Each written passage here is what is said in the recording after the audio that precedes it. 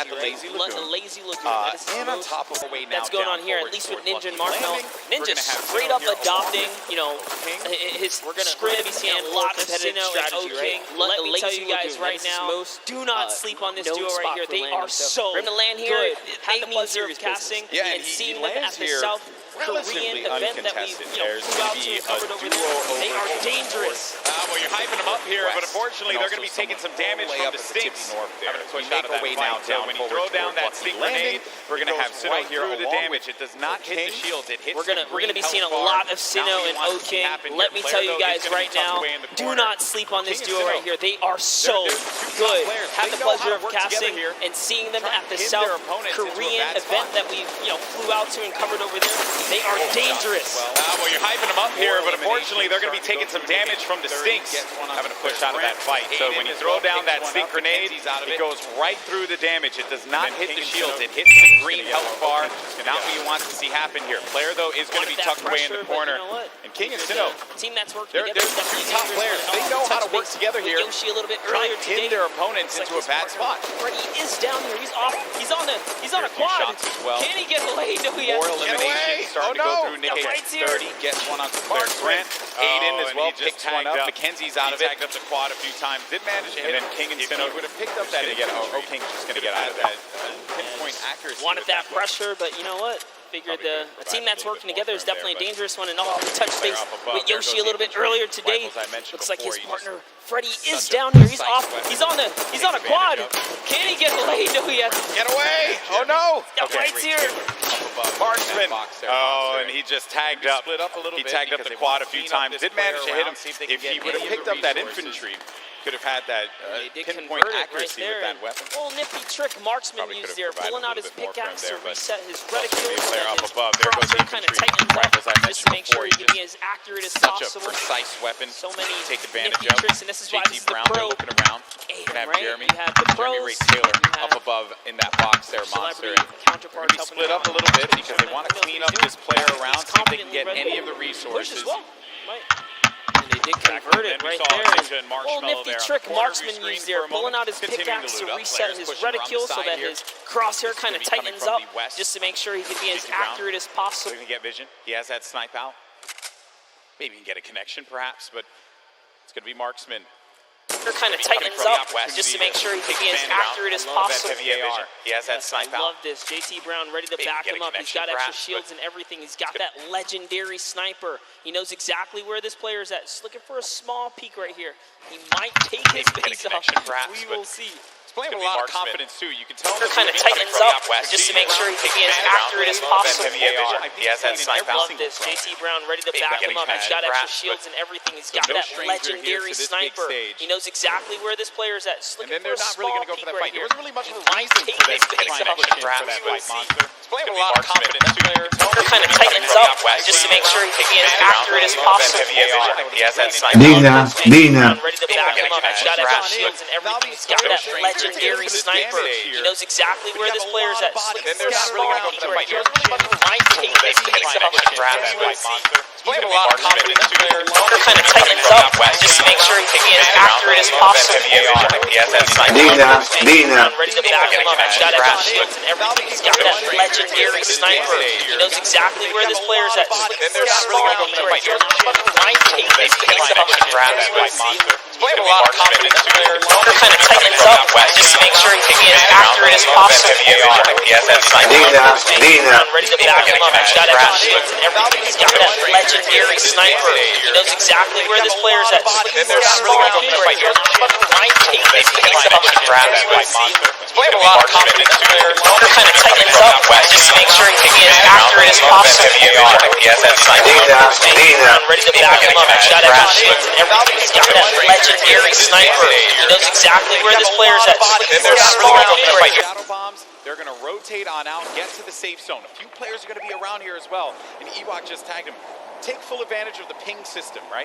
When you're able to do that, that helps so much. Sometimes you don't even need to use your words. You can just use the ping system to relay where the threats are going to be. Exactly, and that's what Ewok used as their primary form of communication here. She's going to lay down some fire. Didn't quite connect, but it's all good. Can she get a couple more shots? If they catch an advantage, we saw what she did last time to Jordan Fisher in the previous 2019 Pro-Am, right? The last one that just passed by where she made her debut. She pushed all the way across the field. She showed. Ewok gets very aggressive. She will get down. Living up to that Ewok name. You know, Ewoks will just go and bite your ankles. So that's what Ewok did in that last Pro-Am. But now we're going over to Neo Tilted. One-shot girl Chandler Riggs. We're going to see Kyle K and Kyle Kaplan up above. And there's K. Crowd popped for him when he had come out. Kyle Kaplan as well. I like how Kaplan's got his marshmallow fit on as well. Not trying to throw us off at all. You know, honestly, that's like, I wouldn't use this, right? If you wear this fit, you're tempting other people to be like, dude, that's marshmallow, isn't it? Right? And then they just want to push. You're not wrong there, buddy. I'd love to catch a highlight, right? Yeah, it's like, dude, I'll push him right now. Exactly. Right? You're not wrong there. I mean, that certainly can be a thing that players see and they're like, wait a minute, maybe? But if a lot of people who have studied Ninja's gameplay know that he is going to go over to that Lazy Lagoon area. But we make our way now to the lava areas near Pressure Plant. This is where Marshmallow and Ninja are, and there hasn't been a lot of activity right now, right? It's been a little bit of a slower game, but that's what I like to see, right? You and I, we've been casting endgame after endgame after endgame in the Fortnite World Cup online qualifier, so it's nice to see some strategy, some rotations go into place here, and players really being methodical where they're going to push at what point in time. And Ninja, he's getting ambitious with these shots, managing to connect that infantry rifle, the purple infantry rifle, so good. Yeah, Ninja actually one of the advocates for playing with weapons that are not necessarily popular or cool at the moment, tends to play with things that are different. So before the infantry kind of, you know, rose in popularity after changes, he was already running it, you know, deeming it one of his favorite weapons to kind of play with. He's always been like that in any game that he plays. I remember many times casting him, whether it be Halo or any other title. He always goes for the road less traveled and does a lot of damage there with that infantry rifle. Look at these players as they fly about through the jet streams. Myth on the other side as well. This duo there. It's got to be. Oh no, Tim the Tapman. No, ooh. Tim, no, Tim. And you know, he landed extra quickly. He got picked off from the sky. I don't want to say it, but he was literally swatted like a fly right there. Oh, that was too easy. Taken right out. Tim the Tapman goes down. There's no friendships here in the Pro-Am, people. Ninja makes Tim the Tapman pay. It was a wide target, and he's going to hit Toad. All right, so there he has his ball. He's going to get a bunch of extra goodies. And oh no, Ninja's ball actually flew off into the steam vent, and it's gone. Yeah, I think he ended up going with it. Hopefully he did. Yeah, so he ends up getting the ball right on back. Just looking around. So he doesn't know, obviously, that there's going to be a duo right next to him. A lot of players are starting to convene here by Pressure Plant. This is where the circle's going to start to collide. And then keep in mind, this lava. When you get to those final circles and you have to go over that lava, it can be your worst enemy or even your best friend because you can traverse the lava very quickly, but sometimes it can throw you off. And for more unexperienced players, or inexperienced players, apologies, that can certainly throw them for a loop. Yeah, it can definitely end up also just like splitting up a team, right? And then causing some chaos that way. But man, the fact that Ninja's able to just openly hold this area right outside the bench wall. Wrecking people with this. Yeah, look, there's another player right out the sky right there. David Williams goes down. Time to go collect. Time to go collect. Go get that expensive NYC rent right there, Ninja. Go pick it up because he's collected right here. Oh man, he's been just swatting these players out of the sky. Tifu's going to be in a fight right now, though. Having to deal with this, going to use a shockwave grenade to get out of the engagement, reset himself. We'll have plenty of builds to work with as well. We'll also have those chug splashes for him and his teammate if he needs to use it. It's going to be Ewok and Jordan Fisher. This is a huge battle that's going to be taking place here. Tifu has the angle. He has a perspective. And with that combat shotgun, he can hit him from a distance as well. On the screen, you see Nick A30 gets eliminated, so he's going to be out of the game. But for now, all eyes are going to be set here on Tifu and this engagement with Jordan Fisher and Ewok. Yeah, he actually had to back up. Someone storm flipped right at him, forcing him out of that area. But lucky for him, he does have plenty of shockwaves to make a ton of moves. And Ewok actually gets pelted down a few more times there. Yeah, that's not good because they're going to go down low, and they know exactly where they are. So they just can wait this one out.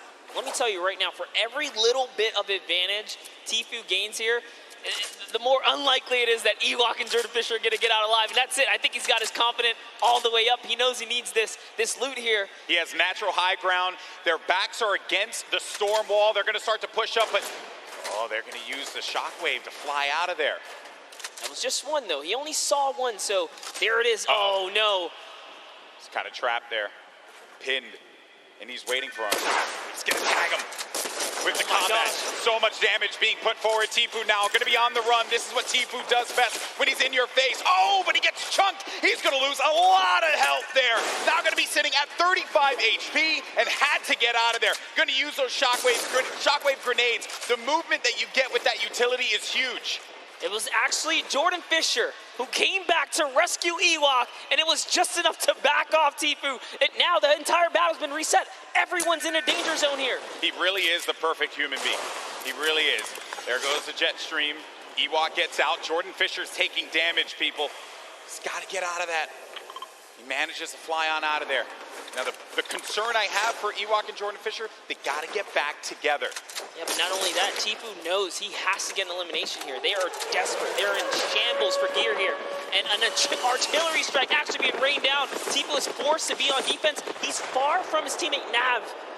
But look, Edwin Hodge and Fraps right here. They don't have health either. This is the perfect opportunity for Tfue. A lot of players are going to be very, very weak. And he gets an elimination on Edwin Hodge. That's going to be Tfue's fourth elimination. Nav has 2 of his own, 6 points total. Oh, there was a trap there! You never suspect the trap, Tfue! Oh, my word!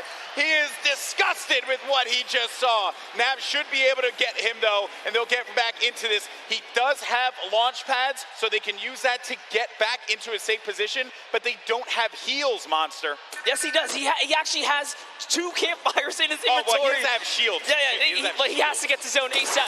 Airwalks, a previous reigning champ so far, and RL Grime are going to push someone off here. And oh boy, this is the Pro-Am. It's starting to heat up here. That is going to get clipped so many times. Absolutely. Tfue hitting the trap. Never expected. Imagine catching a nice little 2-piece and then walking into a trap. That was perfect. There goes your summer block party winners, Airwalks and RL Grime, sitting on top of their, I would say, hodgepodge constructed tower here. Then Tfue, right next to Allier. Boy, does he have a video for you. Tfue has not popped these double campfires. Ooh. Actually just keeping it going. That shot from Tfue, clinical. Combat shotty, that thing's gonna tag you from sometimes it feels like a mile away. This player's gonna be behind this tree here, and Tfue sees it. Tfue easy pickings for the veteran. The tree goes down, no more protection for him, but the shadow bomb is gonna be used. You see that player flipping away on out of there, doing all the flippy stuff. Actually love it as well. He sent Nav in because Nav had the materials and the health advantage there to kind of lead the way, but now they're both in a desperate situation. Tfue forced to just get to farming here. He's going to try and get what he can off the bunker. Ninja still in the same spot just outside the volcano vents. No reason for him to leave when he's hitting the shots the way that he has been with the infantry rifle. Your 2018 Fortnite Pro-Am champion. Marshmallow going in for the shot there. Player's going to be picked off from this guy. That's going to be Sinnoh who gets Moose-Celled. Oh, man, that's rough. Sinnoh makes it to endgame with O-King. Like I said, they're going to be a troublesome duo. There's still tons of excellent players left in the game here. See Whit Lowry down below. He's closing nearby. Uh-oh, Ninja's actually super hurt now. I think he just received the snipe. Yeah, so Ninja's going to be in a rough spot, but we actually did catch one of his other shots earlier on. That was going to be on Michael Dreyer. That was elim number 4. Now, though, Ninja getting back to a fighting position, but he's going to get hit again. This is rough for Ninja. Doesn't have a campfire. Saw Myth there. Saw Nick Merckx. A lot of good players. Competitive players nearby, that's right. Cloak is still going to be in this match. Marksman still in the game as well. Airwalks, as we had mentioned earlier, Wildcat there. Everyone gathered together here, right in between Dusty Divot and Mega Mall. Nick Merckx only with 1 elimination.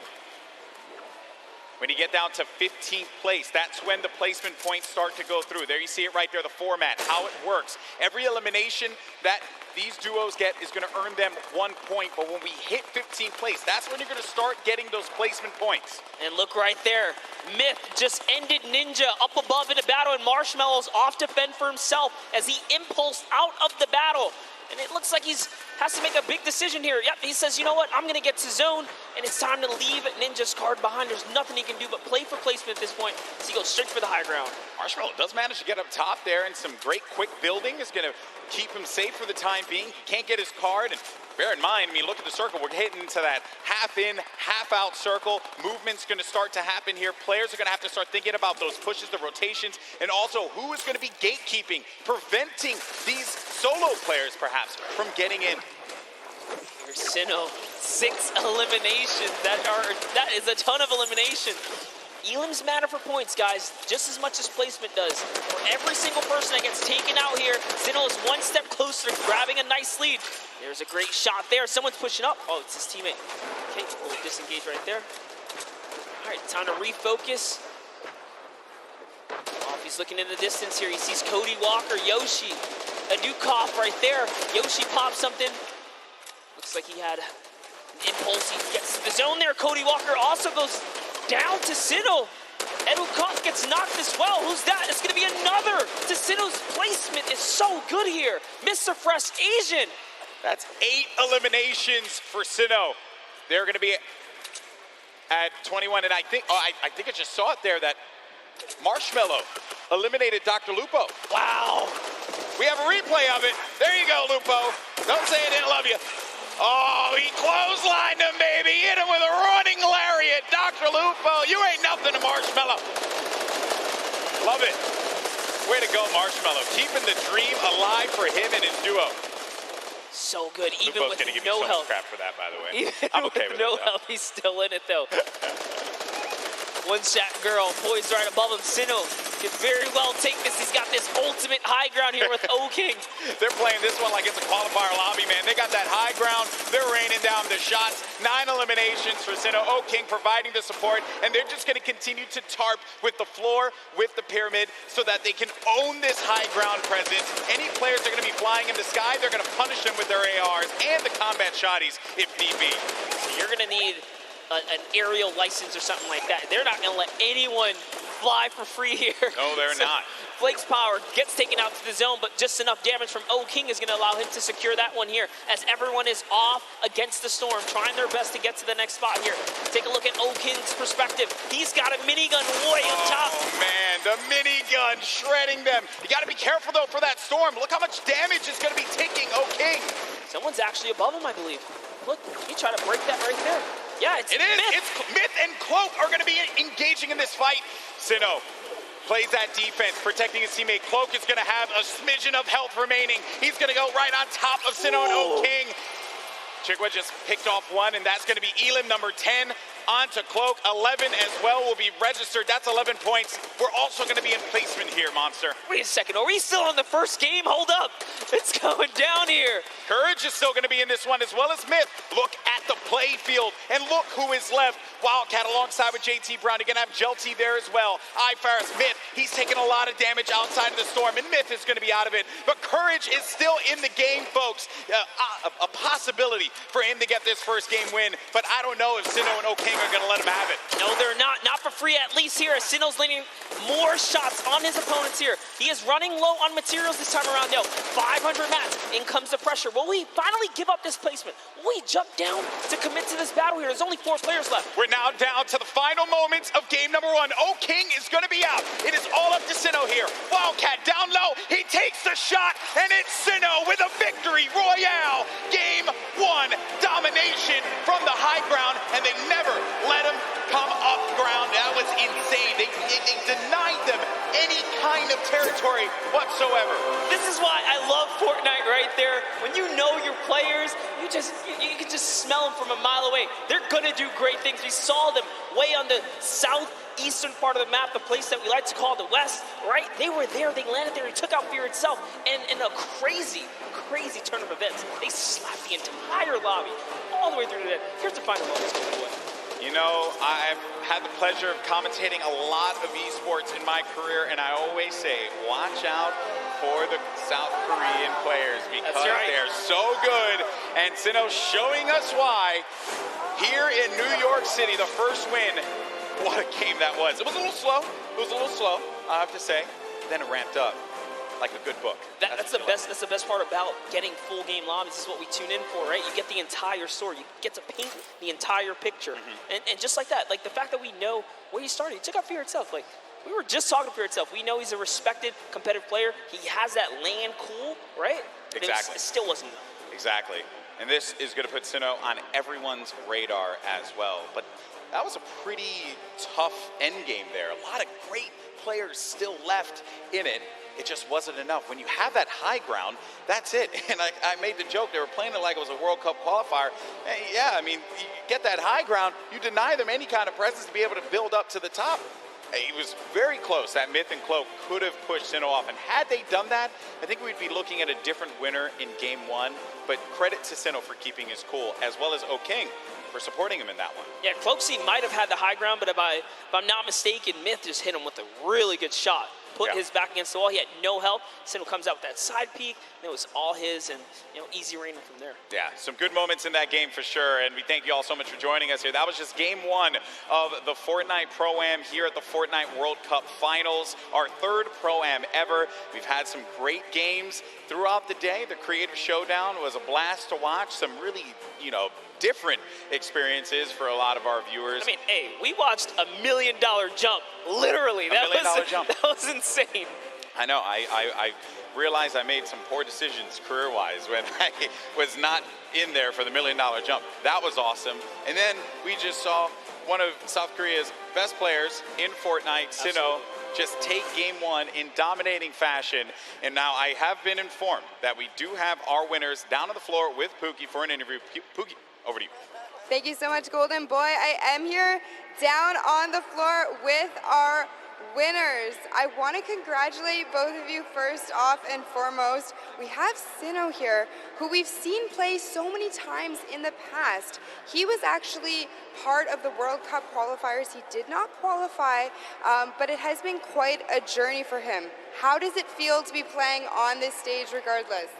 우선 여기 한번 첫 라운드를 우승하시게 된 거에 대해서 많이 축하드리고요. 신우 선수 같은 경우는 퀄리파이어에 아쉽게 진출하시지 못하셨는데 여기까지 오시게 되셔서 이 무대에 서게 된 그런 소감이 어떻게 되시나요? 일단은 소감 일단 제가 여기 있는 거가 믿기지가 않고요. 게다가 첫 라운드까지 우승을 하니까 지금 진짜 기분이 정말 좋네요. I actually can't believe that I won this first round, and it feels awesome to be on this stage. Well, I can believe it. You guys were playing clinically with the high ground, the tarping, unbelievable gameplay. Congratulations. Down on the end, you've done charity events before, so you've done this before as well, but is this your first time playing Fortnite in front of all of these people? 우선 일단 하이그라운드에서 잘 이렇게 플레이 하셨던 것 같고 이렇게 체리티 자선 기부 행사에서 저번에 플레이 하셨던 것 같은데 이 많은 사람들 앞에서 플레이 하셨던 게 어떠셨어요? 일단 굉장한 영광이고 이렇게 또 좋은 행사에서 좋은 사람들과 좋은 성적을 거둘 수 있을 것 같아서 미리 김칫국은 아니지만 좀 다음 라운드에서부터도 더 좋은 성적 내가지고 처음에 들어올 때 우리 아는 사람들 거의 없었거든요. 한 명도 없었어요. 요 대회 끝날 때 저희를 모르는 사람이 한 명도 없게끔 만들도록 하겠습니다. 마지막 말만 하면 될 것 같아요. 너무 영광이고. It was such an honor to be participating in this tournament, and there are a lot of good players and good purpose of this charity tournament. And after this is done, before the tournament began, nobody actually know us, the duo. But after this tournament, I hope that everyone here knows who we are. Perfect. Thank you guys so much. Congratulations again to both of you. I hope to see you win a few more games. But what we're going to do now is we're going to throw it over to Sundown, who's going to break down some of the gameplay. Sundown? Thank you so much, Pookie. I'm standing by here with Nick Merckx and Mario now. First, I gotta say, Mario, what is it like competing on this stage, playing Fortnite, compared to playing in the NBA and competing against some of the best athletes in the world? I mean, these players are here the best of the best, you know, and in NBA, of course, it's like the best of the best players in the world. So it's kind of same in that way, but I mean, just enjoying here in front of our fans over here. I was in New York actually last year, so, you know, I'm kind of home, so.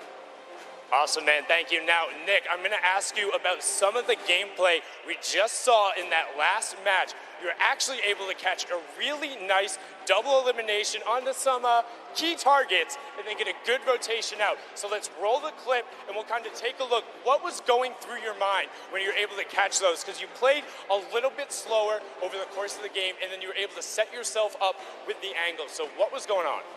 Just trying to get on the strong end of the circle, using the impulse grenades. We both used them at the same time to get on the strong end. So what we did was we bounced across, we got lucky with the circle, and we looked for the players that are rotating late. And we got lucky, man. We had a couple players rotating way too late, and we just tagged them up. They were easy kills, you know? Very well done there. And also, I just want to give you a shout out. The grow up from you, we go way back, competed in the Gears of War stage. He actually was the one who knocked me out at my very first tournament ever. So being on this stage, Nick, what's it like, man? What's that journey been like for you? I've been here for a minute, man. I mean, it's really cool to see a lot of our same friends working for Epic and setting all of this up and being a part of this and being in the industry. I kind of feel like a grandpa, you know? We've been in it for a minute, and it's a good feeling. Yes, it's a good feeling. Good luck in the rest of your matches. Now, come on, get in here. Give a hug. Give a hug, man, Mario. Thank you so much, man. Absolutely amazing from these guys. As I said, good luck in the rest of the matches. We're going to throw it back on over to the desk with Monster and Golden Boy. Thank you so much, Sundown. That's right. You know, a lot of folks here go way, way back, and that's always a fun time when everyone's able to get together, hang out, reminisce on the good times. But we're here and now, and right now it is currently Sinnoh and O King's time because they won game number 1. Let's take a look at the standings when we get a moment to see where we are currently, because as we know, that victory from the South Korean duo, hey, let's not forget, Sinnoh, this is a guy that nearly qualified for the World Cup a few times now. A lot of talent. And I'm just glad that people, they said it right, that we want people to know who we are. And I just want people to know who these players are because they're so good. They're so talented. Yeah, without a doubt, when you guys obviously get this translated, no, the competitive community absolutely know who these players are right here. For sure. And you guys deserve every ounce of respect, especially from the public. But we have some standings. Let's That's see. right. Let's see where these players are, Golden Boy. That's right. Let's take a look at the standings. Where we are right now. Who is going to be behind in this one, right? So it's going to be, it's going to be Airwalks and RL Grimes. So no surprise. Picked up 7 eliminations out of that game. All right. Courage, Sean O'Malley in 5th place. You got, let's not forget about Garber Reaver and Gelty in 4th, and Robles and Chigua in 3rd. Tifu and Nav in 8th place. I'm jumping around here, just looking at some of the players that we've talked about. Maybe some have had unfortunate circumstances become them, like Tifu. Got hit with the trap. And we saw Ellie earlier today, right? He just pointed at the camera, walked off, representing for JP, Japan, right? That was a good interview. Good to see him in the top 10 right here. But as we move on to the second page, and just take a look here, all of your favorite content creators, couple of elims on the board. It's not bad at all. No, not at all. It's only game 1. You have plenty more to go here. Ninja and Marshmallow in 14th place. We covered them quite a bit in that last game because they stayed put at pressure plant and did not really need a reason to ever rotate around. Because of that, Ninja was able to punish a few players flying in the sky, kind of like when you caught Tim the Tap Man midair. Yep. That infantry rifle was huge for him. Maybe he's going to be able to do that again. Obviously, let's see how the circle works in your favor. But that's it. Game 1 is behind us. Now it's time for game number 2. Come on, New York City. Do these 2 New Yorkers proud. Let's start to make some noise and get hyped. Detonator's excited. I'm excited too. The countdown is about to begin. Who is going to come out on top in game 2? Here we go. The battle bus is flying over the island, and we're going to get a good trajectory here. Going over the ice biome, Bipolar Peak, making its way over to Lonely Lodge. That's right. It's cutting straight across the map. Straight in half like a fresh New York pizza. It's straight down the middle right here. And everyone's going to get there taking the slice. I love making I like that it's pizza easy. reference, bro. You just have to. It's too easy. They're just giving out here. You can't be in New York and not make the pizza reference. Gotta make the pizza reference. And also, Chinkin, if you're listening to me, you fold the pizza. You don't eat it. You don't eat it The flat. question is, do you flip it upside down on the cheese side or No, man. no? Just fold it straight I'm up. just asking. Some people they advocate for that kind of stuff. Those people are crazy. Take a look here. You see Detonator floating on by. Marshmallow right there. No surprise. They're going right back to Lazy Lagoon. That's going to be their hometown. And they're getting landed on, by the way. You take a look at that map. There are some players nearby. Our champs, Sinu and O-King. I think everyone wants to see them here. Yeah, that is a problem. There is a player that landed lazy. We'll keep tabs of that later. Here's the game one winner. Sinu, O-King, the lucky landing spot. You're going to get a few options all the way in the back, remember. So you're going to be all the way back here by Lucky. You can go to Fatal if you want to get some more loot. Maybe you want to push over to the desert biome, go to Paradise Palms, potentially where the circle is going to populate. We're going to find that out in a few seconds here as well. So this is when key decisions are going to have to be made. And lucky them that they went to Lucky Landing, because the circle literally lands right at the edge. So they're good. They're good for that push. They have a lot of real estate to work with, Monster. Call that winner's luck, all right? These guys have the nice There's lead. beginner's luck and then there's winner's luck. This is winner's luck. Winner's luck is a thing, all right? Sometimes things just go your way, and then you're the winner. Sure. Never happens to me. Breaks my heart.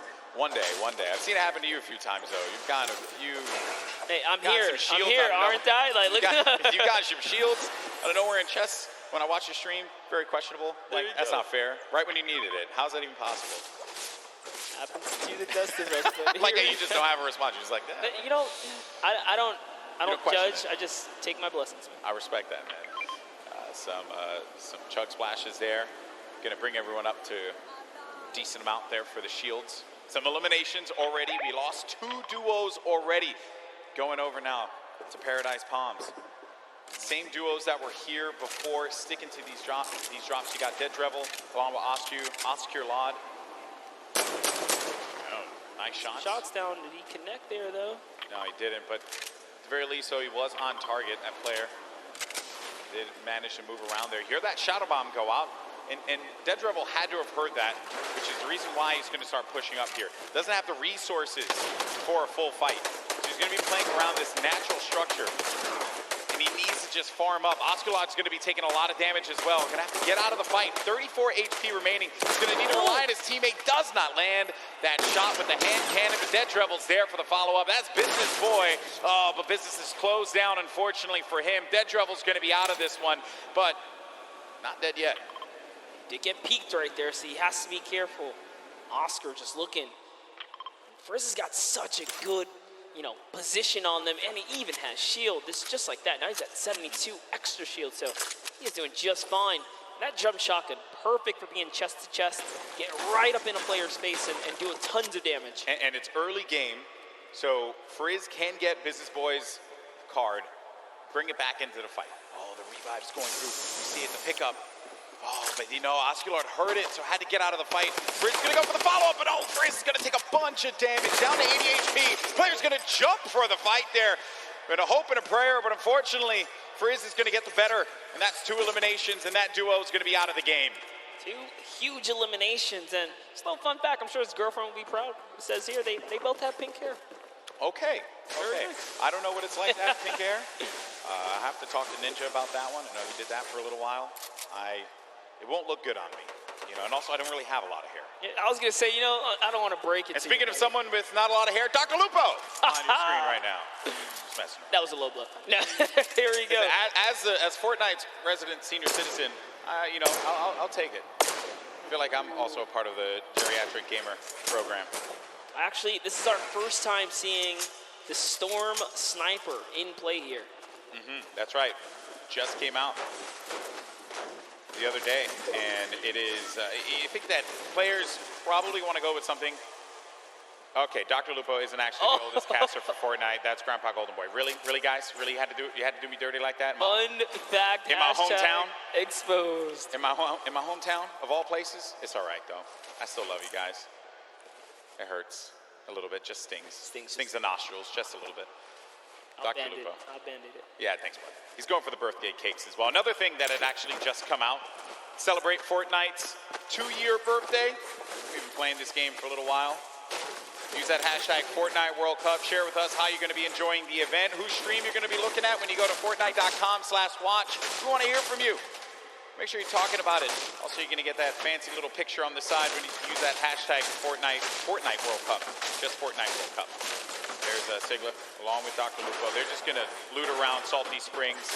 A lot to get around here. What are your thoughts on Salty, Monster? Oh, I love Salty. It's one of my favorite places to land. Mainly because that back house, man, it's nothing more rewarding than landing on the ledge, getting a weapon through the window seal, and just picking up an easy elimination on someone who goes for the chest on the roof or something like that. Salty is like the bane of my existence when I rotate out of Fatal. I never want to cross Salty because you always have a player that's going to be so stacked with so much to work with. Things have certainly slowed down here. Making our way now to Fatal Fields. Speaking of, wow. There's Sinnoh with King in the. This is awesome. The strats. This is like a Flossin level play here. I'm loving it. Oh, he hears someone nearby, Golden Boy. Don't stay down. Stay down. Uh-oh. Stay down. This is, this is not the duo. You want to move next? No, this there is not, it is. This is not the duo. You want to do that too? Okay, so they're going to try and get around there, right above them. Oh no! But Moyer is going to be taking so much damage, down to 80 HP. He's still going for it. He's going all the way. He wants the top here. He takes high ground. It's actually his. Oh, but the bush manages to repel the damage. It takes one shot clean and nothing else. That was one. Can he hit the other right there? He's going to have that green tack. Oh, no. And it's going to be the duo that won game one. Oh, King and Sinnoh that eliminate another duo. I mentioned it. They go lucky. They get all the loot, win the fights out of there, make their way to Fatal. Plenty more loot to grab. And naturally, they're just going to cut straight north to the zone. And we saw how many eliminations they had last time. They want to fight. If you're a competitor here today, you have to be careful being near Lucky Landing. They somewhat claimed that spot, but here we have Faris. Brandon Rogers, down comes the shots here. Let's see how it's going to go down here. They're at the easternmost part of the map. Jacob and Faris kind of moving back and forth, listening for cues. I think he hears him nearby, yet he's looking for Jacob now. Oh, man. Jacob's by himself. Yeah, that's the problem. Jacob's going to be alone inside of the natural cover. There you see the circle favoring Sinnoh and O King. We could see back-to-back winner here, Monster, with the way that that circle lands. It's right over Salty and Fatal Field, so that favors Dr. Lupo and Sinnoh. Oh, no, but Graham Rogers goes in for the fight. Faris has got to pick up his teammate here. He's got to have his back. Jacob gets it. Boogie Bomb goes out, but doesn't connect. Probably trying to overtake that wall there. Jacob, wisely enough, is going to get out of that fight. That player's going to be down. The Stinks forcing anyone that will hang around. Needs to confirm that elimination. There you go. That's going to be a ton of loot for Jacob to get, but Faris is looking at him right above him on top of the rooftop. He wasn't ready in time there to put the shots on him, so unfortunately he didn't miss. He goes for that side combat shot and breaks the wall right there. Oh man, this is not looking good here for Jacob. Faris gets his teammate's card. Does he have to get out of the fight? Oh, Jacob taking a fight to Faris. You like to see that one. Go for the fight, but look at the storm. It's starting to push in. Some decisions need to be made here. This fight is going to happen right by that storm. Popping that early med kit, he knows. He's got a few seconds to work with. He's actually lucky. The zone isn't quite pressuring yet, so he figures, hey, you know what? I'm going to use this opportunity to heal right back up, and now the advantage is all his again. Slight lead here. He's looking for it. Finds right in front of him. Oh, man. You just don't expect that. You're hearing all this movement around you. You don't know where the attack is going to come through. And they're just dodging and dipping around one another. Such an intense battle, and Faris still has minis left. That might have been his last heal there. Oh, the Jacob quad. decides, you know what? It's time to back up. Take the trusty quad, get out of there. Long. Yeah, no reason for you to push that fight. You have your teammate's card. Then we go on forward, and you got Slogoman, who just got beamed. Beamed. Marshmallow with the snipe? Marshmallow. Okay. I respect that. Marshmallow's been surprising me. Are we sure? Are we sure that that's Marshmallow underneath the mask? I'm just messing around. I'm just messing around. I was going to say, he puts in a ton of work in this game. Look at this shot here for Marshmallow. Boom! Nailed him. Marshmello, man. What a beast. Marshmello here to make the highlights, all right? Don't sleep on it. They're going for a two-time championship. I get it. Absolutely. When we saw them, they were in 14th place, mainly because you didn't quite get enough placement points. The eliminations were there. They were right in 14th, so with the way they're racking up more elims, that's going to be, again, just securing a more comfortable lead. If you can get in that cadence of just getting points consistently, you'll find yourself in the late game. Mr. Fresh Asian, we saw in the feed, he actually took out Cody Walker as well. 3 eliminations for Mr. Fresh Asian. He's got that golden combat shoddy. Such a powerful weapon. You hear the movement around here. Some nades as well. He doesn't own any of this. This is a scary box to be in when you don't own anything. It's One Shot Girl and Chandler Riggs, who's just nearby. Another great Slayer, duo. and the Slayer 360, I believe, is in a bush. Not too far either. That's the Golden Boy strat right there. Hide in the bush. Don't do anything for the entire game. Trust me, it works like 60% of the time. It works every time. Every time, 60% of the time. You know the math, guys. Don't count it. You don't have to question me. So Chandler Riggs and One Shot Girl, they're going to play this more defensive posture, this positioning here. They have no eliminations right now, and we're at 35 duels remaining. So it's going to take a while for those placements to go through. And then One Shot Girl just gets obliterated. Her health is gone. Now down to 5 HP. Chandler Riggs playing around the corner, trying to utilize a little bit of that right-hand advantage, but it is not coming to fruition there. Mr. Fresh Asian is going in for the push now, and this isn't looking good for this duo monster. Our heroes could fall right here, right now, as Mr. Fresh Asian is looking to get 5 eliminations on the board, gets ownership of the wall, and what a shot there from Mr. Fresh Asian. That's elim number 4. That was so filthy. Took the wall just like that. An instant edit. No mistakes made. The Slayer 360, he's finally given up his bush. He's actually now exposed himself. Sometimes you got to abandon the bush. It's okay. He's got to give it up. He did take his opportunity to try and pop some shots. Mr. Asian did look over in that distance. He knows there's someone there. Now it's Marshmello and Ninja rotating across here, as they're going to find themselves right outside the box here. Of course, if you're not familiar with Mr. Fresh Asian, he is top 100 most subscribed Australian YouTube channels. It's actually one of the fastest growing YouTube channels in Australia. So certainly check him out. I'm sure you're going to find some fun content there. There's Ninja and Marshmello, who have 2 eliminations for them. Marshmello's been playing great. A very different Marshmello from what we saw at the 2018 Fortnite Pro-Am. I think he's obviously put that time in, and it is paying off. It's paying off big time. Yeah, who would have known Marshmello would continue his grind after the years here, but Sean, hey man, Fortnite. He's passionate about Fortnite. Still part of the regiment. There's Myth. 7 eliminations, Golden Boy. What? I didn't even look over there. What is Myth what's going on with him today? He's on something. He's out here to prove a point. Myth wants to pick up a win. How huge would that be for him? Seen him so many times in so many competitions. Also another player that tried for that Fortnite World Cup online qualifier. Came close a few times. Lots of talent there. And here's the format and how it works. Once we hit that 15th place, that's when those placement points start to go online. But because Myth has 7 eliminations, that means he has 7 points currently, Monster. And his teammate is down right now. Unfortunately, Michael Dreher was taken out. We do know Michael Dreher is interested in running that marathon this year, but he's gonna need a little more stamina to keep up with Myth here in the Fortnite world. The idea of running a marathon crosses my mind. It makes me sweat. What kind of party do we have here, Golden? Chihua sitting right next to Alexia Ray and Jordan Jones. Jordan Jones at the start of this entire thing said, hey, they know. She's here for the ladies, representing. She's got her gun ready. Someone's out. Oh no! She's in a box. Sneaky plays here from Jordan Jones and Alexia Ray. That player had no idea. That was crazy. He got away. He took the launch pad. He got away. You never suspect the people in the cornfield. Jordan Jones and Alexia Ray, super sneaky plays here. Aaron Gordon's like, you know what? I'm just going to kind of keep my cool here, stick still. It's Ali A jumps back in the baller. He's out. He's like, yeah, you better be careful, man. There's some crazy people in the cornfield.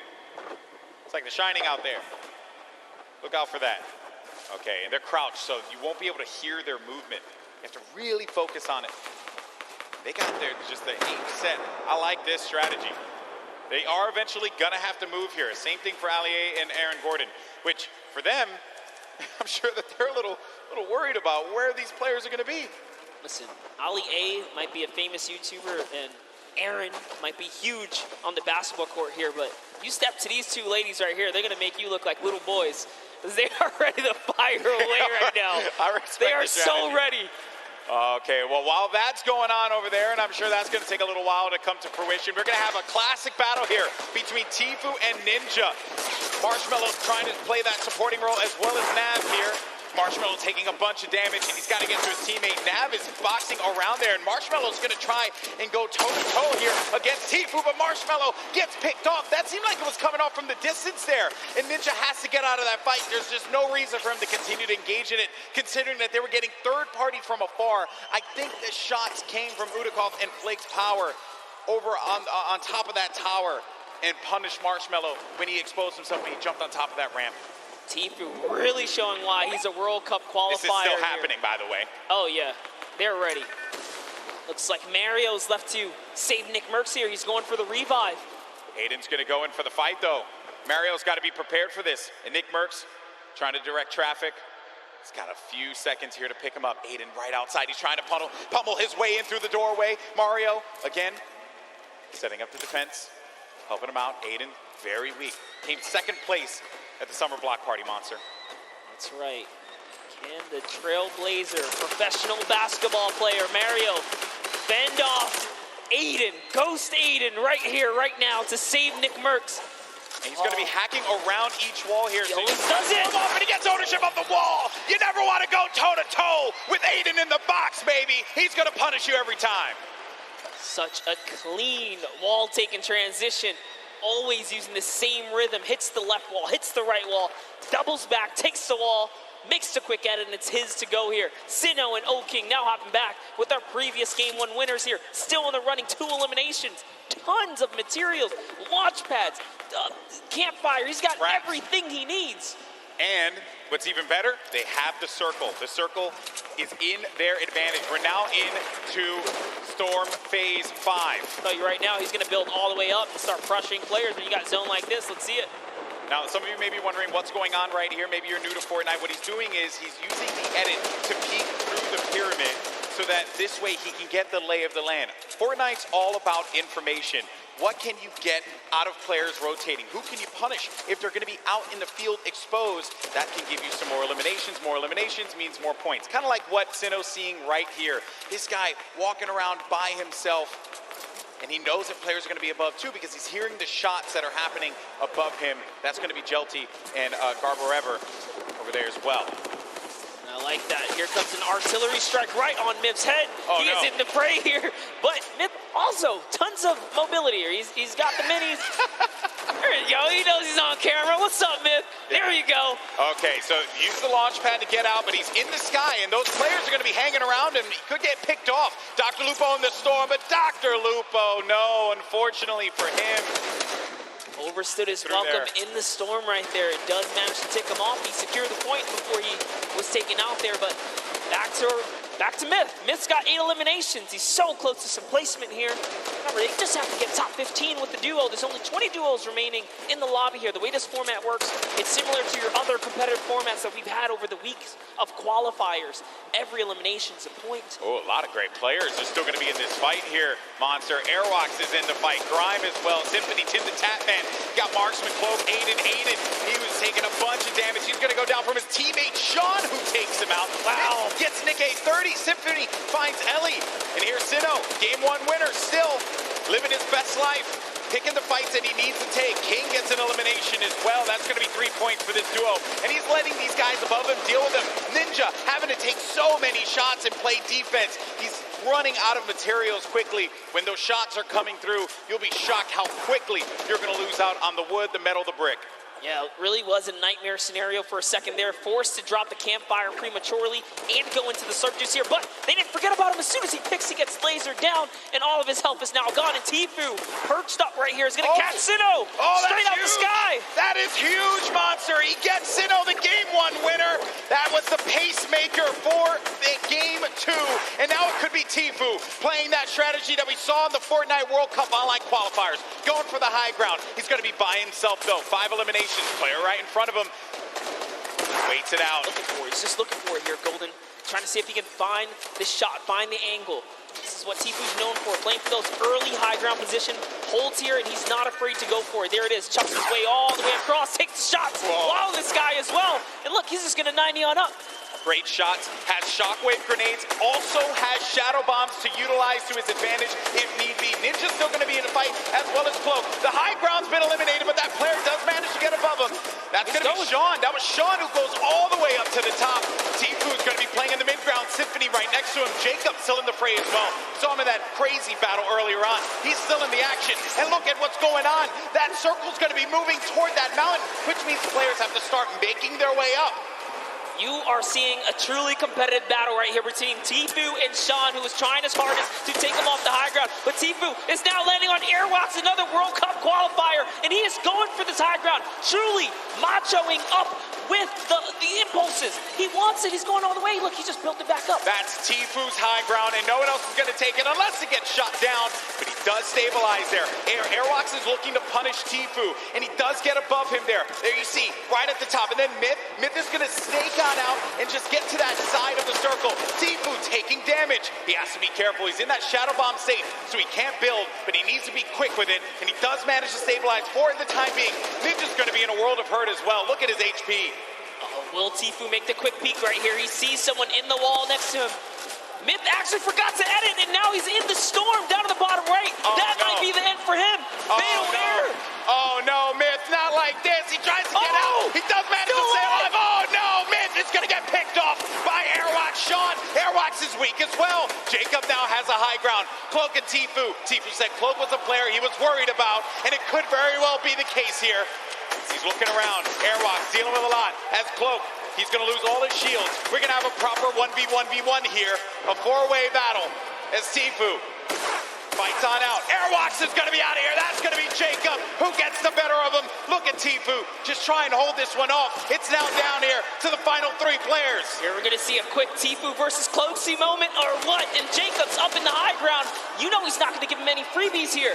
They have to go up the mountain. Jacob is going to be the problem here, not Cloak. Here's Jacob looking for him to push around. He does manage to tag him. He gets a sizable amount of damage, but he loses the high ground in turn. He loses the high ground. Jacob, look. Oh! The side shot of Cloaksy as the storm wraps up Tifu. I lost my voice there. People. I'm too old for this. What a battle that was. Jacob with the win against two of Fortnite's premier players in Cloak and Tifu. Crazy battle. Ninja slides off the mountain, falls to the zone. Airwalks goes down to Tifu's aggressive push. Wow. And in the final moments, it turns out it's Cloak versus Jacob. And here's the last moments, fatally leaving the back door open. And that's why Cloaksy goes down. And Tifu ended up falling because of the storm. He couldn't get up the hill quickly enough. I mentioned before, that was a concern. When that storm started moving, the players that were down low, those are going to be the ones that suffered the most. I'm just shocked that Airwalks got picked off the way that he did. And Jacob, what a win for him. Huge victory. And again, against two fantastic players. 2 shotgun bullets left in the final moments right there. Wow. Just 2. That was crazy. You know, okay, I think we had a good time with that one. New York City, what do you think about that last game? Because that was a pretty sick one. I think you can all agree with me on this one. Great matchup, through and through, Monster. What a start. I thought we were going to see 1v1 Tifu and Cloak, and I was going to lose my mind. I may have jumped off this stage. I don't even know what I was going to do with myself. We were that close to that moment, but hey, let's not take it away from Jacob. No, we're not at all. Jacob really played it so well there. Airwalks is doing also just a great job of just chopping him down, chopping down Tifu, really being a pester. That could have been Tifu's game easily, but just pushed the wrong ones. Even Sean was giving a hard run. The tone of the lobby changed as well when Sinnoh got eliminated. Yes. Right? Once people saw that pop up in the elimination feed, they knew that there was going to be an opportunity, because you get a player like that out of the fight, and there's going to be free reign. There's going to be movement to be had. But it was really the real winner of that match was the hill.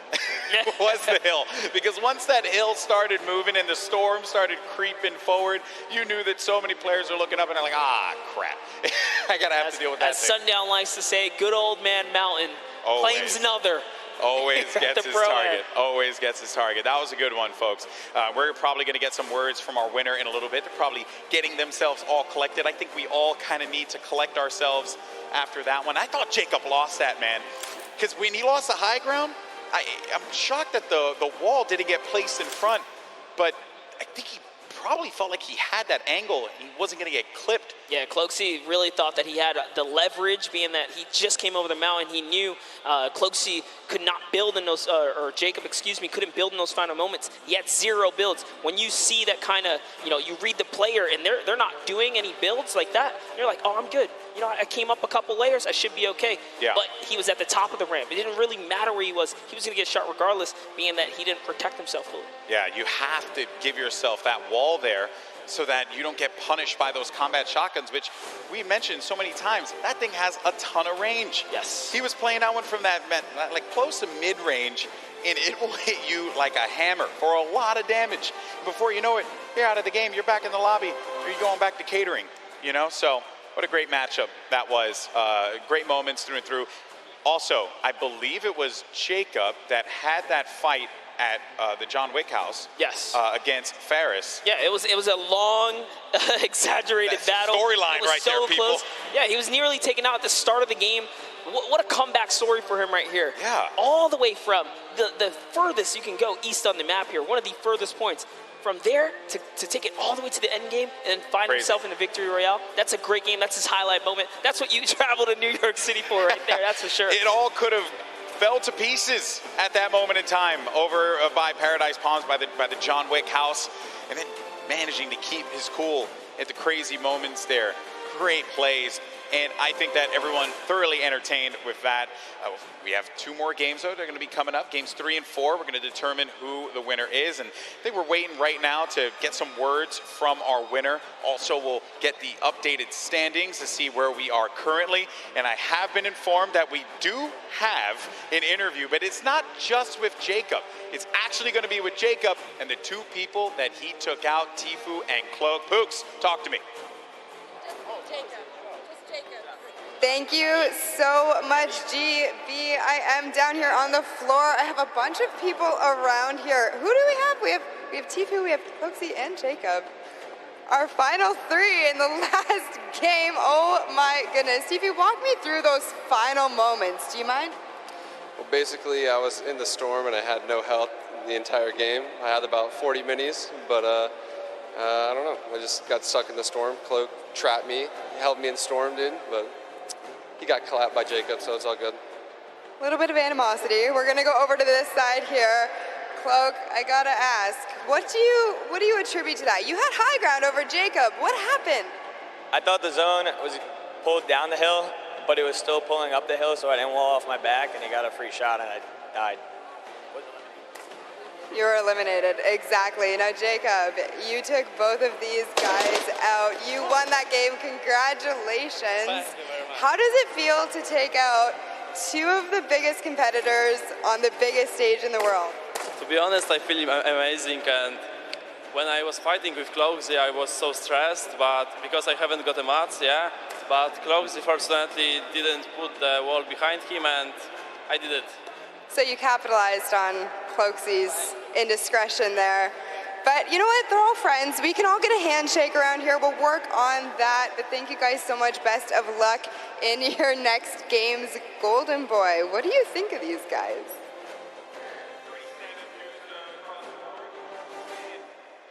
I think that the important thing to note here was that you're in those moments where you have to pay attention to where that circle is going to be going, and you just don't know at that exact moment. You're just got out of a crazy fight. You managed to get high ground. You know that this guy's below, and you don't see any builds coming out. So at that point in time, you're like, okay, I gotta just heal up. I gotta heal up. That's what I'm focused on. Yeah, the problem is you can't assume anything, especially in these final moments. You don't know if you're going against a pro or a celebrity. And, Jacob right here traveling all the way from Poland now to show up and make it happen.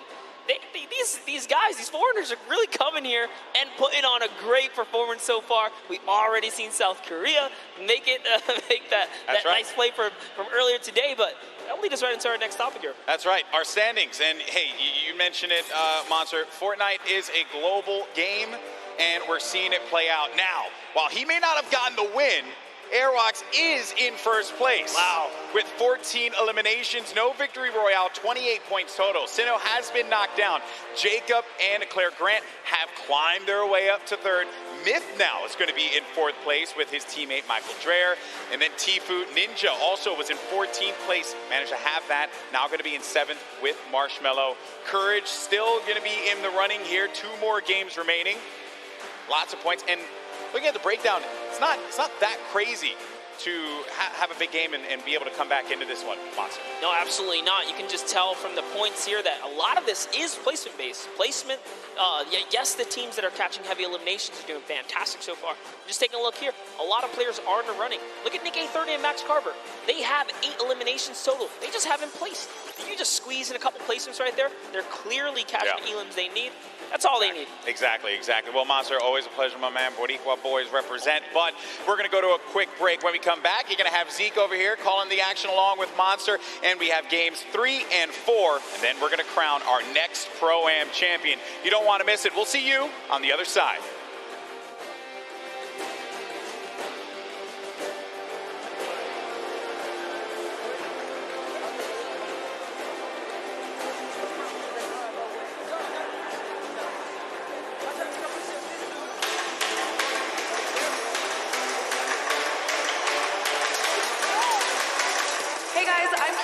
And I'm here in the player lounge, and I wanted to find out what duo is going to be targeted the most today. I think it's going to be Ninja, Marshmello, and Tfue and Nav, but let's find out for ourselves.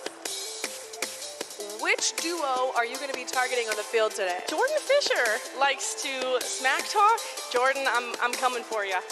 Last time Tfue took me down, so I think I'm going to try and take revenge on him. Well, I was practicing with One Shot Girl and Nick A30 and Chandler Riggs, and I know that they're going shifty, so you might catch me there. Targeting every opponent in the game today. Any chance I get to take a shot and run, that's the name of the game for me. Take the shot and run.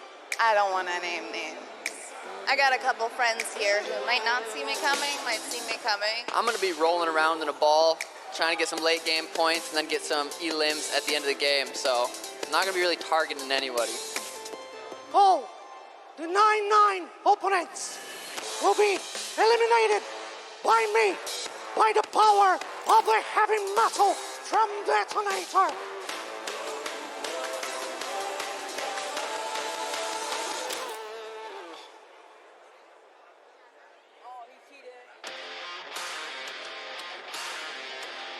Hello, Fortnite fam. My name is PookieFaze_. I've snuck up to the caster's deck to find out what being a Fortnite World Cup caster is all about. And to outline that a little bit for me, I have my friends here, Monster D-Face and Shio. So why don't you tell me a little bit about what goes in, what the process is for being a Fortnite World Cup caster?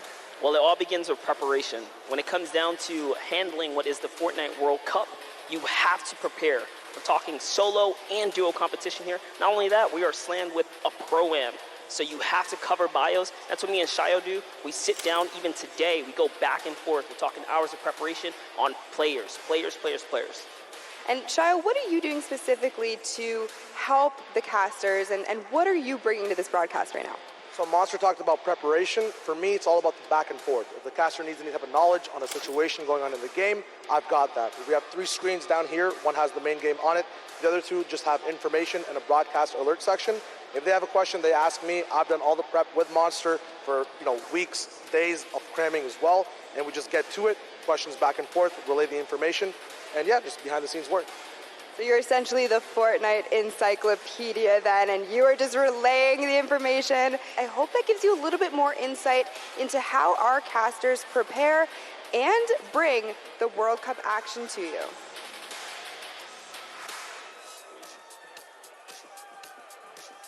Hey, I'm Cease. And I'm Elevate. We're professional Fortnite players for 100 Thieves, and we're excited to play in the Fortnite World Cup.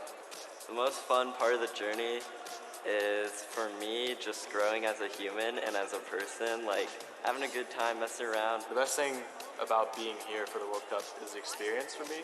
Like leading up to it, all the experience that I've gained, I can't have thought of something better to have been doing. Like this has been the greatest opportunity for me. If you're trying to get better at Fortnite, just play non-stop. Find someone that you can stick with. I know everything about this guy, he knows everything about me, so I think that's what's going to carry us in the World Cup. If you're trying to get better just at this game, a lot of things are just like, no, you're not the best player out there, and no, you're not perfect at any one thing. The game's always adapting, it's still really new. Just knowing that there's always someone better than you and that you can always be better is very important. I think for duos, we're most definitely worried about Arkham and Falconer. They're one of the best on the West. Oh. I don't know if I can hold it by myself. Yeah. There's no way it's this heavy. Let it on me. Oh my god. Wait, I got this. Why is this a thing? Let go. I got it. I'm so strong, bro. Oh my. Why did they make it this heavy? This makes no Shouldn't sense. you know we're all like scrawny little gamer boys? I'm going for it. Yeah, if I win, I'll definitely buy myself a Lambo, and then maybe my brother a Lambo, and then maybe my sister a Lambo, and then maybe my grandparents a Lambo. Well, if your own weight. Maybe my father a Lambo. This is Cease and the world's cutest e-athlete. Make sure you root us on the Fortnite World Cup. I'll see you guys later.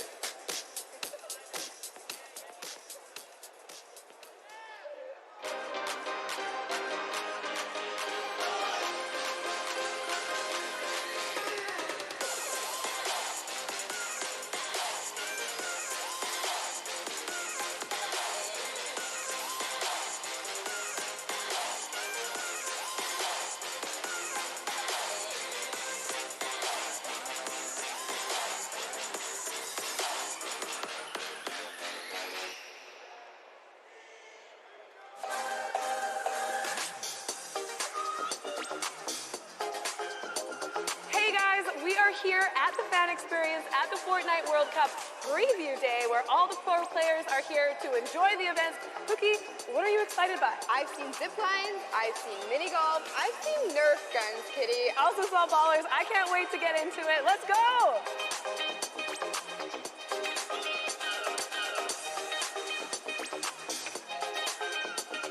We made it! We climbed up the mountain and we are preparing to zip line off into Lonely Lodge. Are you ready? Yeah, let's go on an adventure!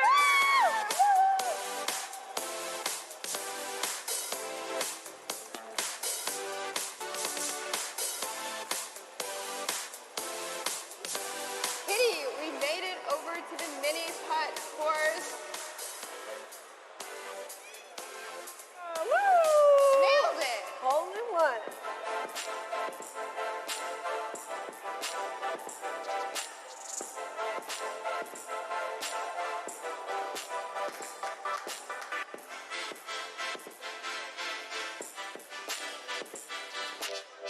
Cookie, I had so much fun here at the Fan Experience Preview Day. So did I. If any of you are going to be at the Fortnite World Cup this weekend, please be sure to come by the Fan Experience and check it out. But for now, we have so much more Fortnite action going on, so let's head inside and check it out. Let's go!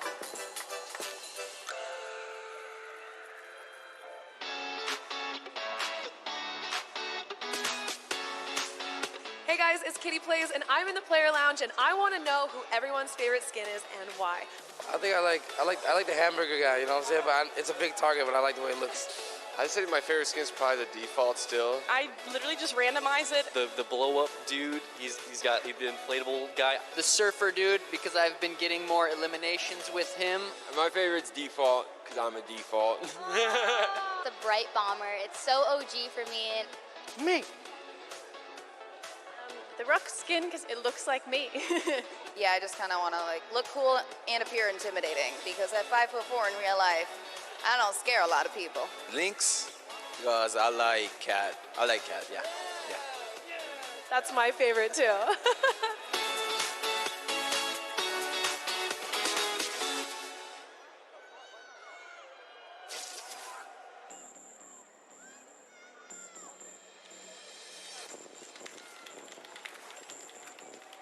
It's not really just sitting in the chair and messing around on my computer. It's more serious stuff behind it than that. If I work out, I have a mental coach which helps me relieve stress. Awesome. If I try to eat healthy, I usually eat chicken and rice. I think that's why I play in such a high level. He is so innovative. What? This is what I was talking about. My name is Martin Foss Anderson. I'm 14 years old, and I am Mr. Savage. Let's go, boys.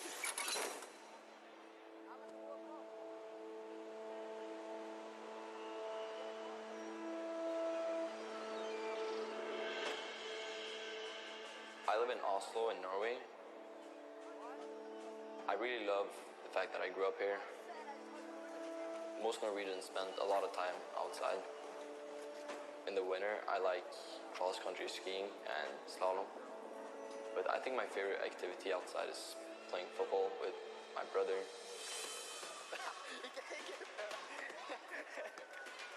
He's 17 years old and his name is Michael. My brother and I have always been competitive. We'll always hang out together, play a game of chess, playing ping pong, and it's always fun. Oh, let's go.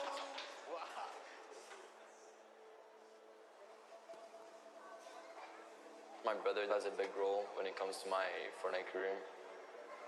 He introduced me to the game, so without him, I maybe wouldn't even have started playing the game.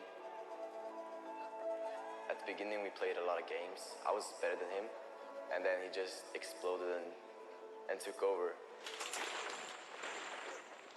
He has insane reactions.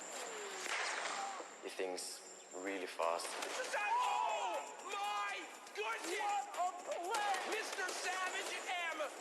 My creativity gives me a couple of advantages. Grenade launcher. He's using it perfectly. You gotta place your structures quick. You gotta be fast, especially in the late games of the match. The best shadow bomb use I've ever seen! Rising to the top of the mountain. Oh my God!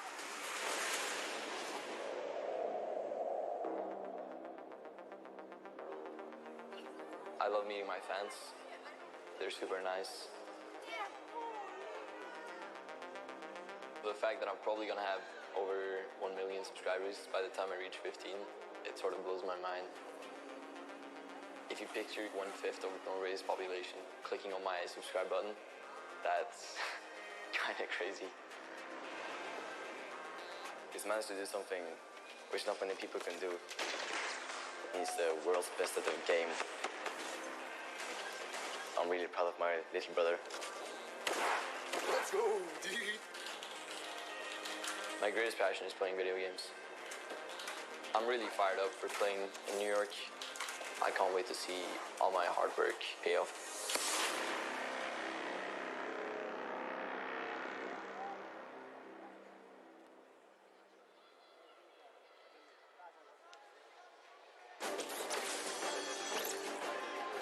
Welcome back, Fortnite fans.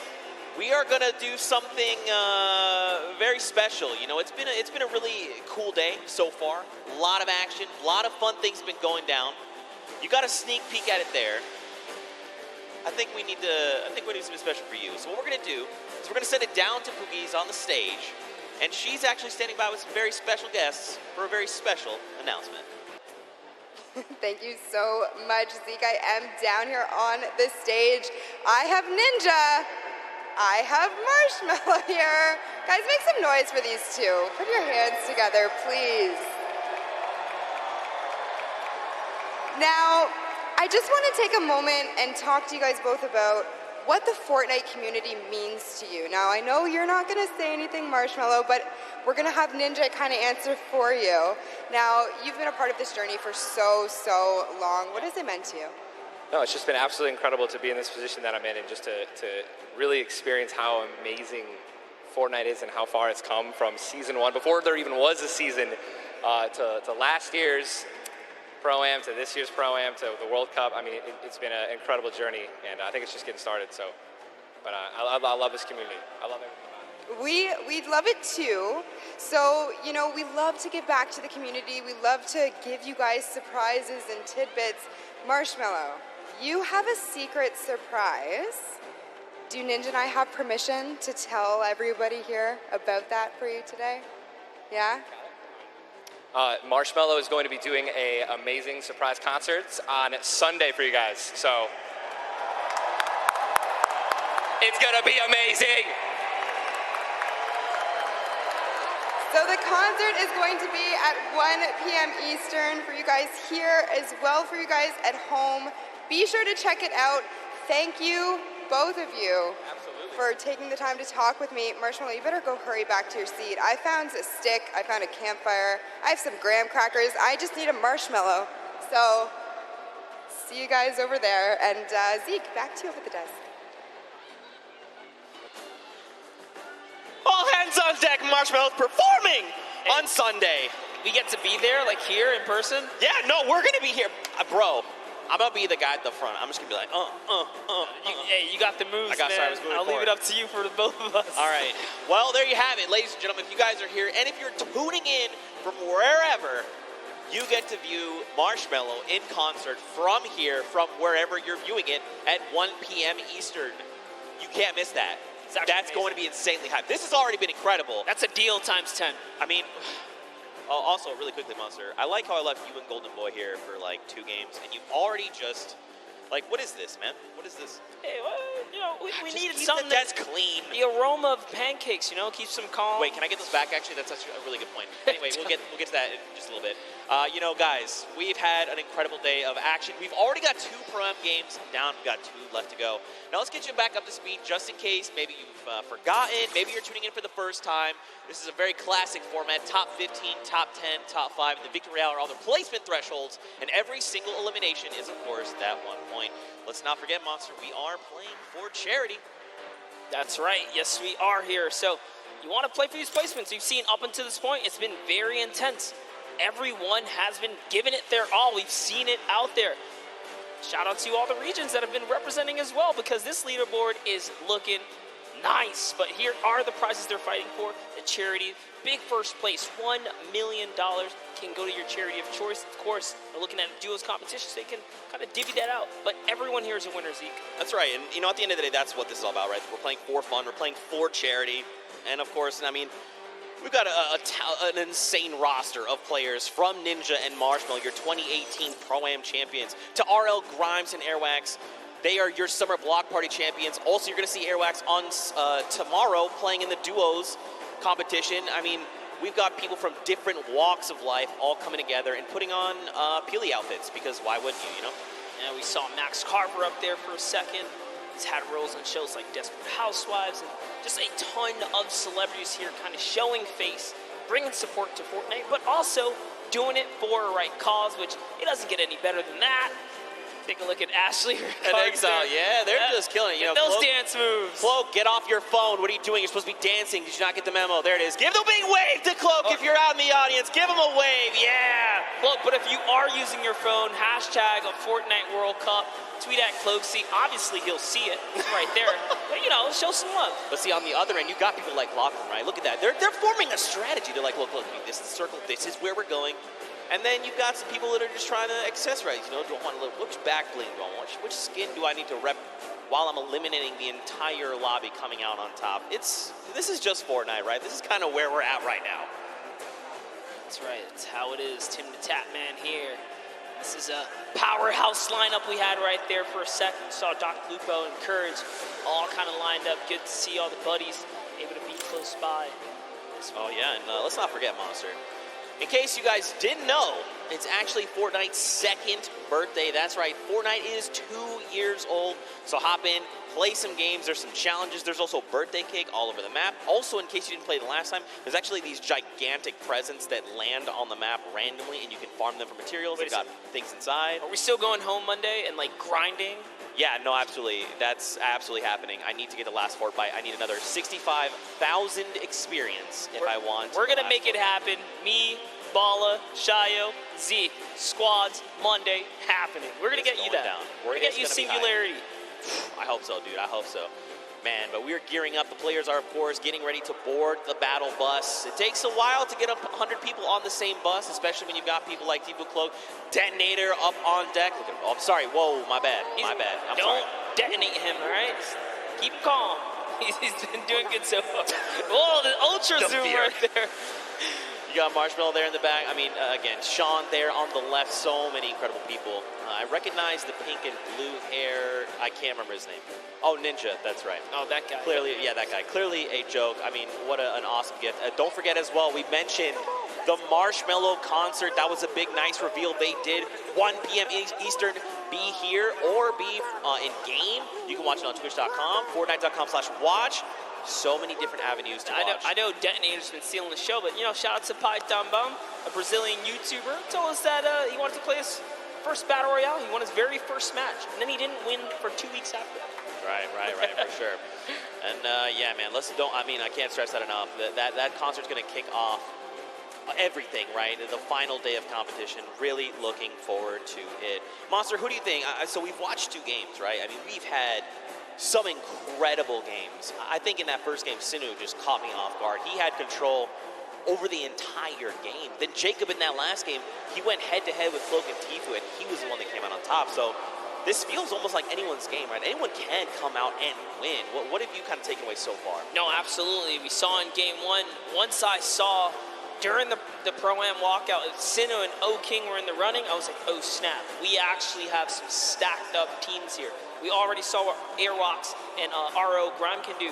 They haven't won a game, but they are in first place as far as we know the last time we saw the standings. Right. That just shows that consistency. We know these guys are going to continue to be consistent, but, you know, at the same time, you saw Myth pop up at the end there. You saw Nick Merckx and Mario kind of pop up at the end as well. Aiden's still making his points in appearance. So everyone still has a fair shot, especially if you're in the, I'd say, roughly top 15 so far. For sure. There's only 2 games left. Yeah, for sure, man. I mean, it just takes one incredible pop-off game, right? You just drop like 10 eliminations. You make it even as far as top 5, and you're just going to be back where you need to be, trying to vie for that number 1 spot. You know, I think for me, you know, I want to see more Sinu. I'm going to be completely honest. Like, he's part of T1. You know, we've seen him on qualifier long. This guy's insane. I'm just looking forward to even more action. I'm actually curious. Wow, that's so weird. I was actually going to say, is Nick A30 going to show up? Because, whoa, hey. We saw Nick A30 for a while there. I lost. I blinked first. I blinked first. Death stare. Yeah, there you go. I blinked. No, I was actually going to say Nick A30. You know, people like One Shot Girl and Chandler Riggs. They are very. All right, everyone. First one to blink loses. Everyone in the stadium. Here we go. That's right. Don't blink. Cloak, don't blink. Oh, he did it right there. We saw it. He doesn't know how to play this game. He doesn't know how to play. It's okay. It's okay. He tried. It's okay. You've got Xavier Woods here holding on to that belt. I wonder, do you think he would let me hold it, the belt? You know, it might just break something on you. It's heavy. It's heavy. Oh, man. It's pretty incredible. You know, earlier on, of course, this is the, I'm telling you, man, Chandler Riggs, One Shot Girl, 2 incredible human beings. Also, I've seen Chandler Riggs several times now, and he's just one of the coolest people I've ever met in my entire life. One Shot Girl, one of the sweetest people I've ever met in my entire life. Love to see it. Earlier on, though, we did, you know, watch a lot of Myth gameplay, like you kind of said. I'd be curious to go back, take a look at some of the gameplay that he had, kind of see things from his perspective, and see what he's going on. And here we go. We can actually take a look at this. So check this out. Run me through this, Monster, because you were here for this. Yeah, we were kind of looking right through, and actually, no, we actually didn't get this perspective here. So just tell Myth in his A game. Kind of see everything he's gone through, his little journey there. Oh, the cone's so clean. All the practice paying off. Oh. No hesitation. Oh my gosh, Myth is in such great form here. That's what I like to see. At the Pro-Am, showing up. Showing why he is TSM Myth, right? He's been around the block for a while. He's no stranger to competition. Good to see him in his zone here. And remember, most of the time he competes, he's under the NA West versus East, right? But now he's on land. He's in the same box with everyone else. So this is great to see him, you know, under fair circumstances, doing a great job. Yeah, for sure. And I mean, let's be honest, you know, the only thing that ever gets in Myth's way is actually fall damage. He's an incredible player, but fall damage, just like Tim the Tatman, it will claim both of them often. Let's go, Myth! Get hype there! Yes! Also, Myth has this incredible dance. Do the dance! Oh. Yeah, dude, let's go! I cannot do that. There's no way. He is a significantly better dancer. I actually one time tweeted at him. I was like, hey, man, can I get some of those dance moves? He tried to transfer them to me. Turns out that's not how that works. He tried to transfer you dance moves. He was trying to give me like a little bit of it, right? And it just did not work out for me. But it's okay. That's all right. But, you know, we've got more players. We've got Mr. Fresh Asian. That's right. We kind of watched some of his gameplay, tuned into him, see what he's got going on. I'd be curious to see some of that gameplay coming out of those previous 2 games. There's so many people, man. So many people from Walks Life we could look at. You want to see more OCE? We got OCE. We have everything here under the hub. The Pro-Am is I also, low-key, want to see more Detonator. Yeah, you want to see more Detonator? Absolutely. We'll get that later, too. But let's go ahead and pull up Mr. Fresh Asian. Let's see what his journey was like up until this point as well. And we got a nice little package of him. Look, just diving on players. Hey, you, cross the river? Nope. Oh, that's a nice little headshot right there. And he takes another person down. It was Greer Grammar. Oh, no.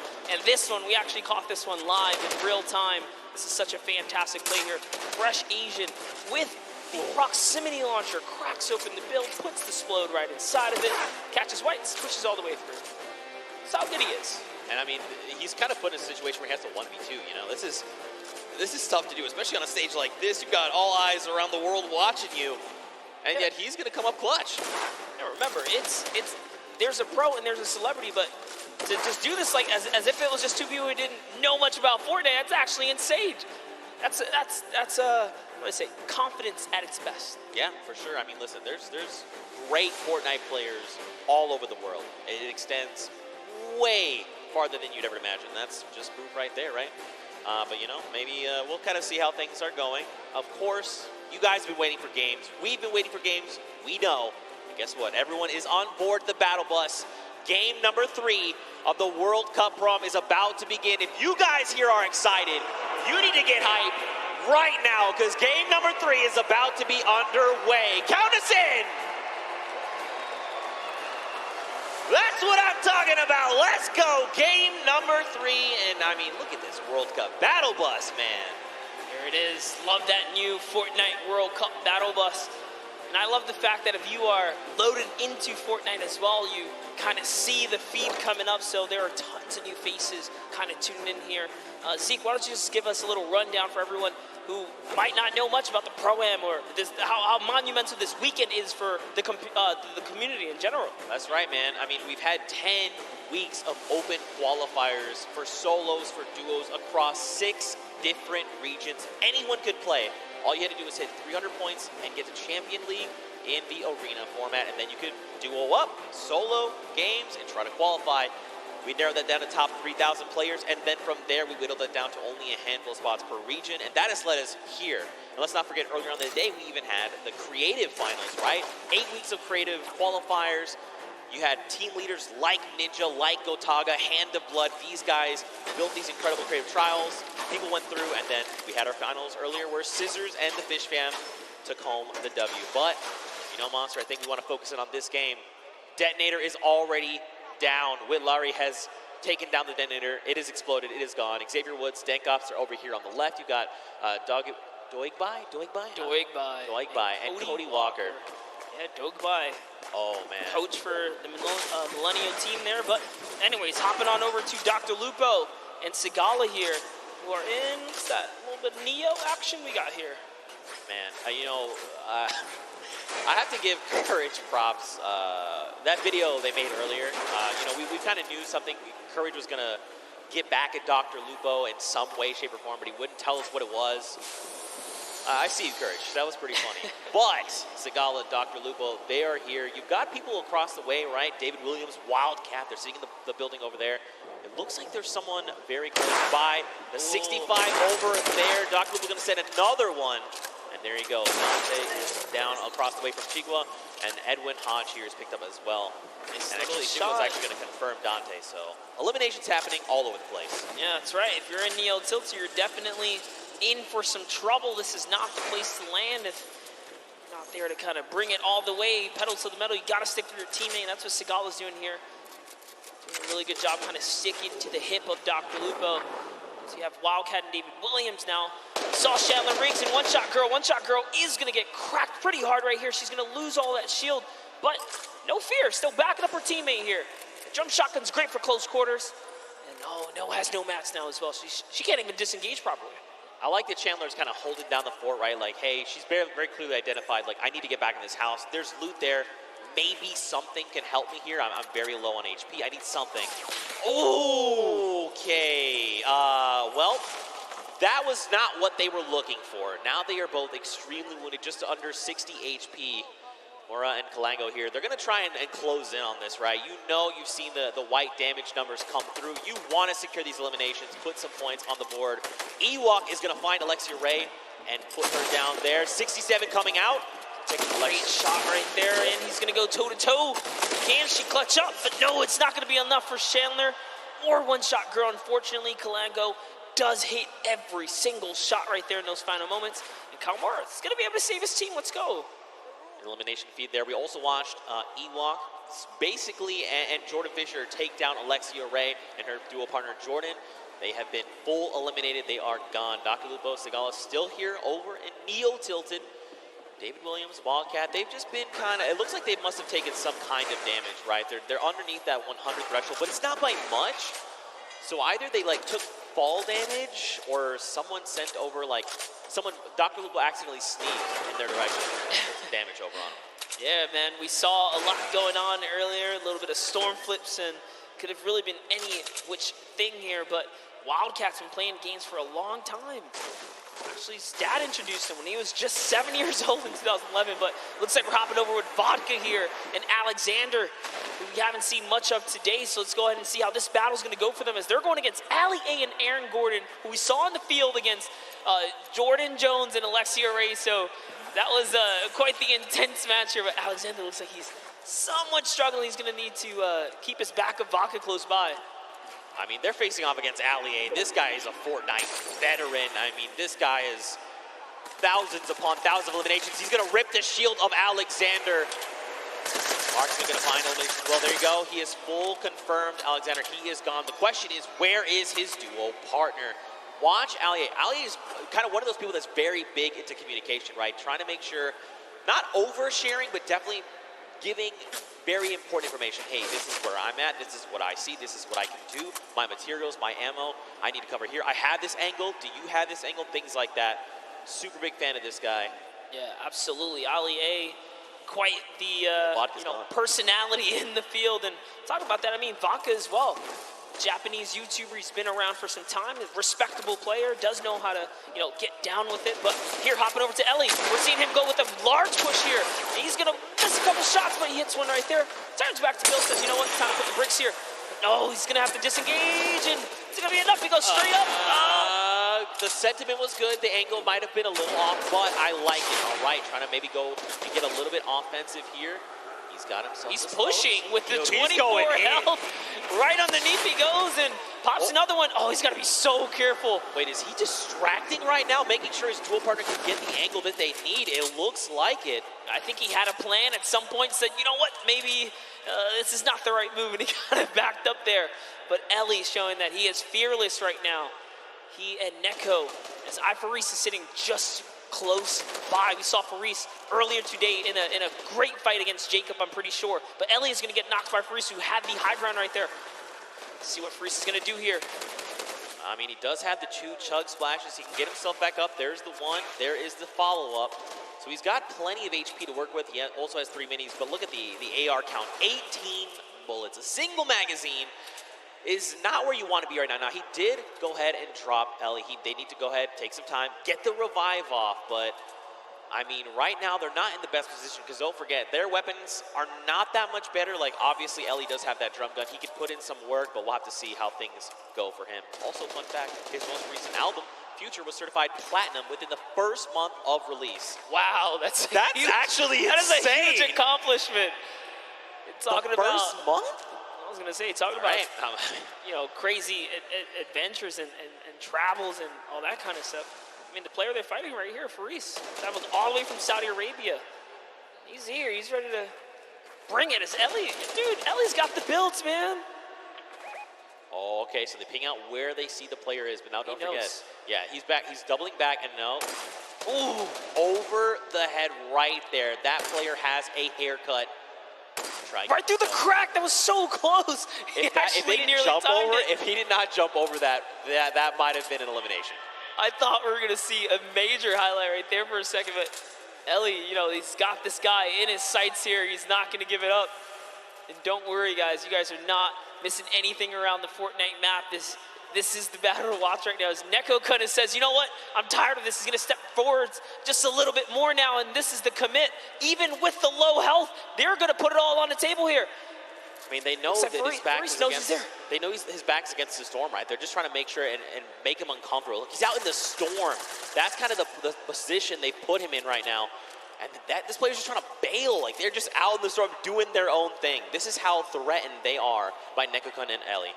Ferris, I mean, you know, it's okay. It's not ticking too bad yet. It's only that single point, but he's going to have to make a really long rotation, and that's if they don't spot him out in the storm. Yeah, you know what? It's going to be worth it. He will be all right. He will live to see another day because off they have to run now from the zone. They don't have heals, and Faris is left to, I guess, go against these guys at some point or another. But let's hop in with some highlights from earlier today. We have a little bit, like we saw, Dr. Lupo and Sigala just kind of coming up, and that's another player that's going to get taken out right here, and just showing people that, you know what, I have Tilted on lock here. I'm ready to control this place. And it's Kyle Kaplan who goes down to Dr. Lupo and Sigala.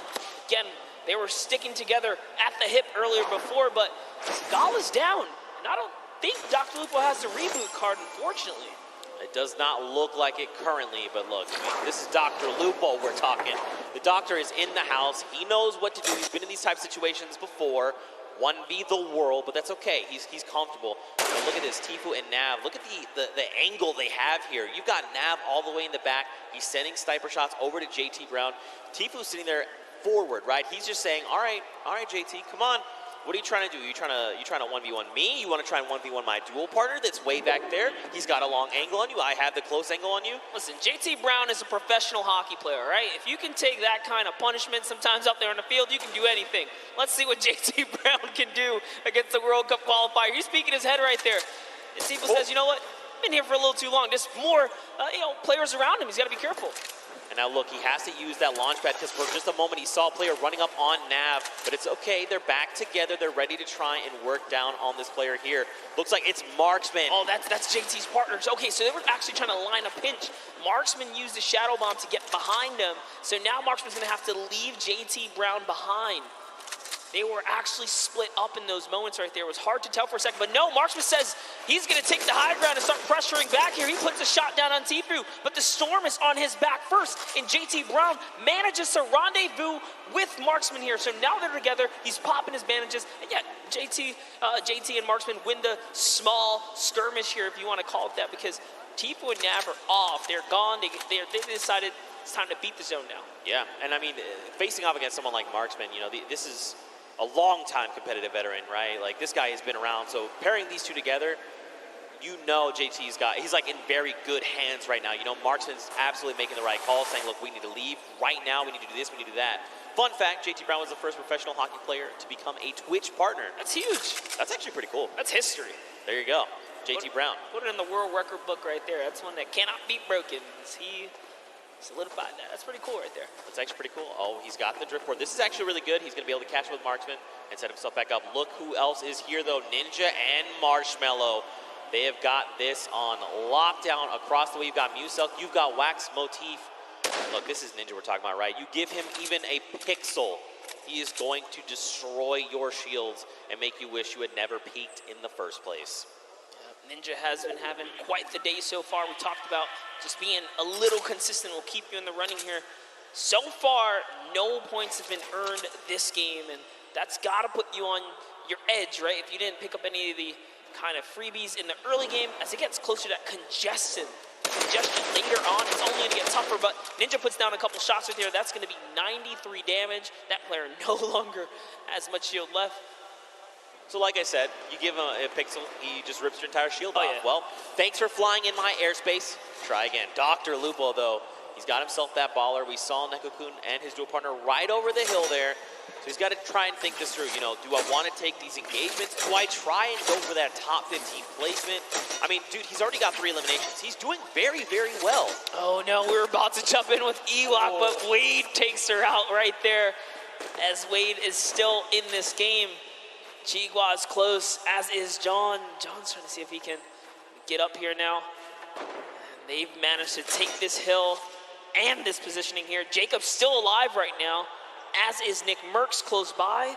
I don't see Nick Merckx's partner. Where's Mario here? And oh no, Mario and Sanja has been taken out. He's got a launch pad though, he's okay. Yeah, the question is though, do you want to opt to use it? You know, I mean, check this. You don't need Oh, to. he's using the new Storm Sniper to scout out the next zone here. Notice how he kind of zoned in there. He looked at it, he says, all right, time to double on back here. He's got all the information. You gotta love plays like that, and he's doing it again. He's actually trying to get as much information out of that sniper as possible. Very interesting mechanic right there.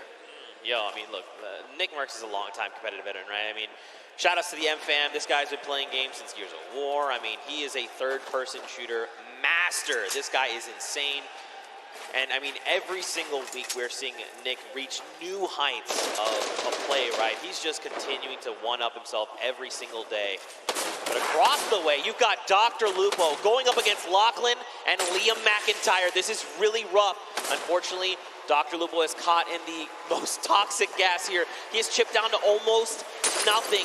Another stink bomb is going to be his demise. Unfortunately, he is picked off. But I mean, if it's going to be to someone, Lachlan's, you know, that's fine.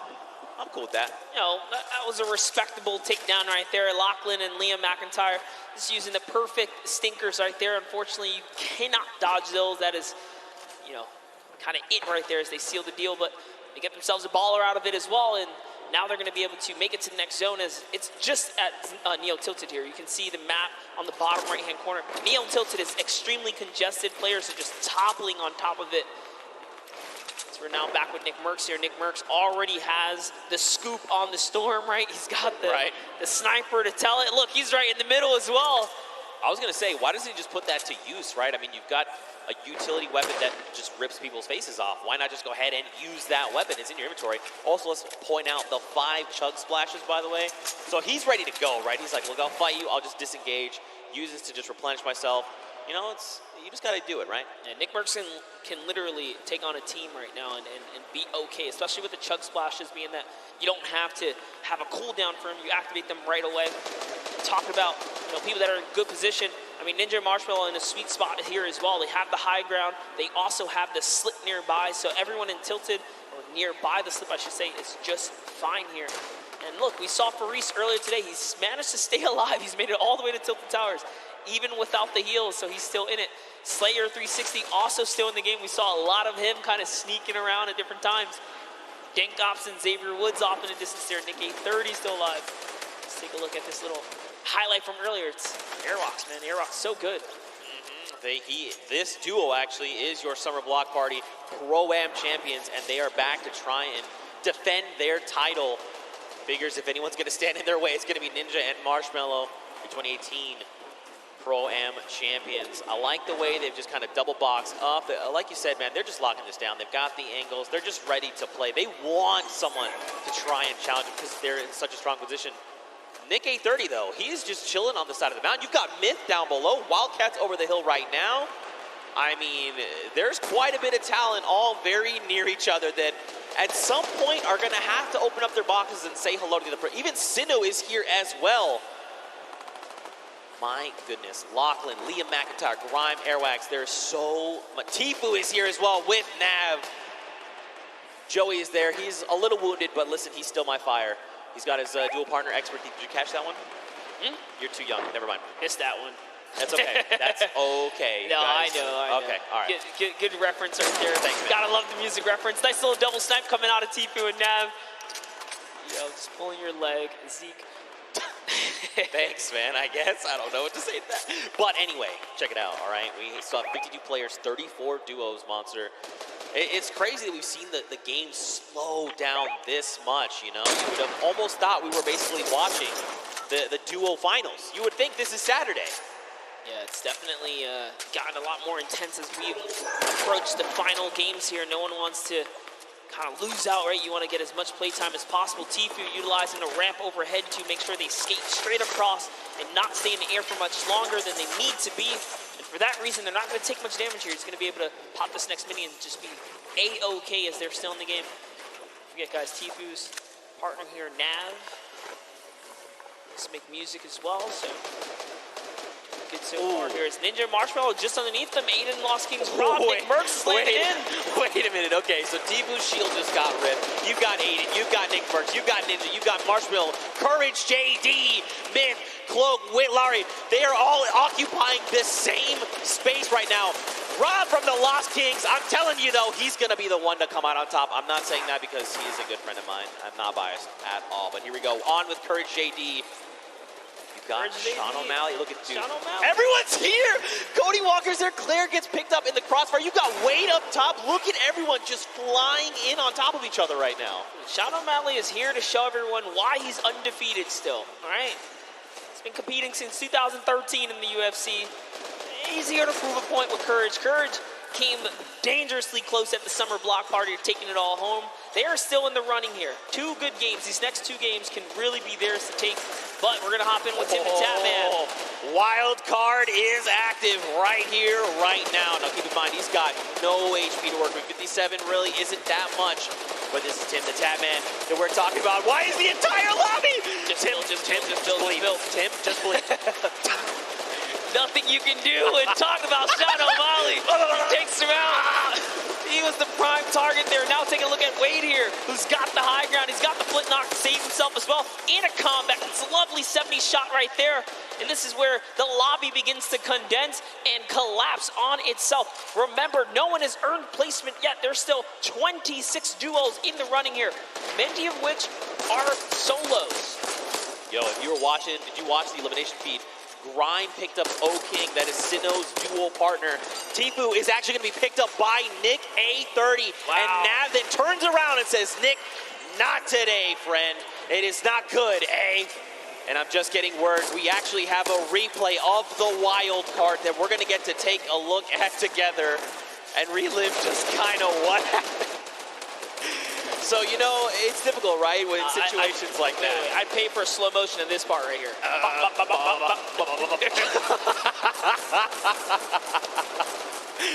Tim knows. He's smiling out. He's like, dang it, man. Being a good sport about it. You got to love it. Aiden right there looking disbelief as he gets taken out as well. But now off with Cloak. We saw Cloak make that end game earlier in the last game. Whitlory is going to go down here. Cloak's got just enough help to make it all happen. His loadout is so great as well.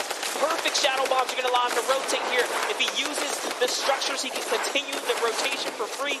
And that's exactly what he's going to do. He's going to get nice and far into the zone. Free follow here for Nick Merckx. Nick Merckx is going to use it. Why not, right? He can get this free safety for a little bit. Dude, this is where Nick wants to be, right? He wants to be in the middle of the chaos. Everyone's trying to, you know, panicking, trying to figure out what they want to do. Nick is calm, he is cool, he's collected. Yes, he is so deadly. Yes, that is also another thing. Okay, the baller is cracked. He tries to go for the builds, forgets for a moment. He's got to find his elimination. He needs something, anything. The chunk. Oh! Wait, what the strap? Those were builds? Were those builds? Did you get them? Oh, it wasn't enough, though. He had to connect those shots right there. Someone did get dropped right above him. Sinnoh's still in the running here, even by himself, is taking teams out. That's he Airwax. took out Airwax, which is huge for Sinnoh because they both have 7 eliminations. Airwax has 10 elims, so he still does technically have the lead, even with placement. But the longer Sinnoh stays alive now, the closer he can be to kind of catching up and taking that first place. So that was a huge elimination here. Now jumping in. Look who's still left, though. Sinnoh, Sean, Symphony, Cloak, Jelty, Lachlan, Muselk, 7. There's so many people. Mr. Fresh Asian, we saw the clips from him. He's on super low HP, but he might be able to make something happen. Look at this. Cloak is in a great spot. Symphony as well. They have health advantage. The only other person is Muselk, who's sitting on basically 200 HP. Sean gets cracked right now, Monster. Jelty wants to secure this elimination if possible, right? That would be huge for him. This is essentially a solo game here. There are 8 players left, and everyone is left to fend. The star flip! Oh my god, this could be so huge!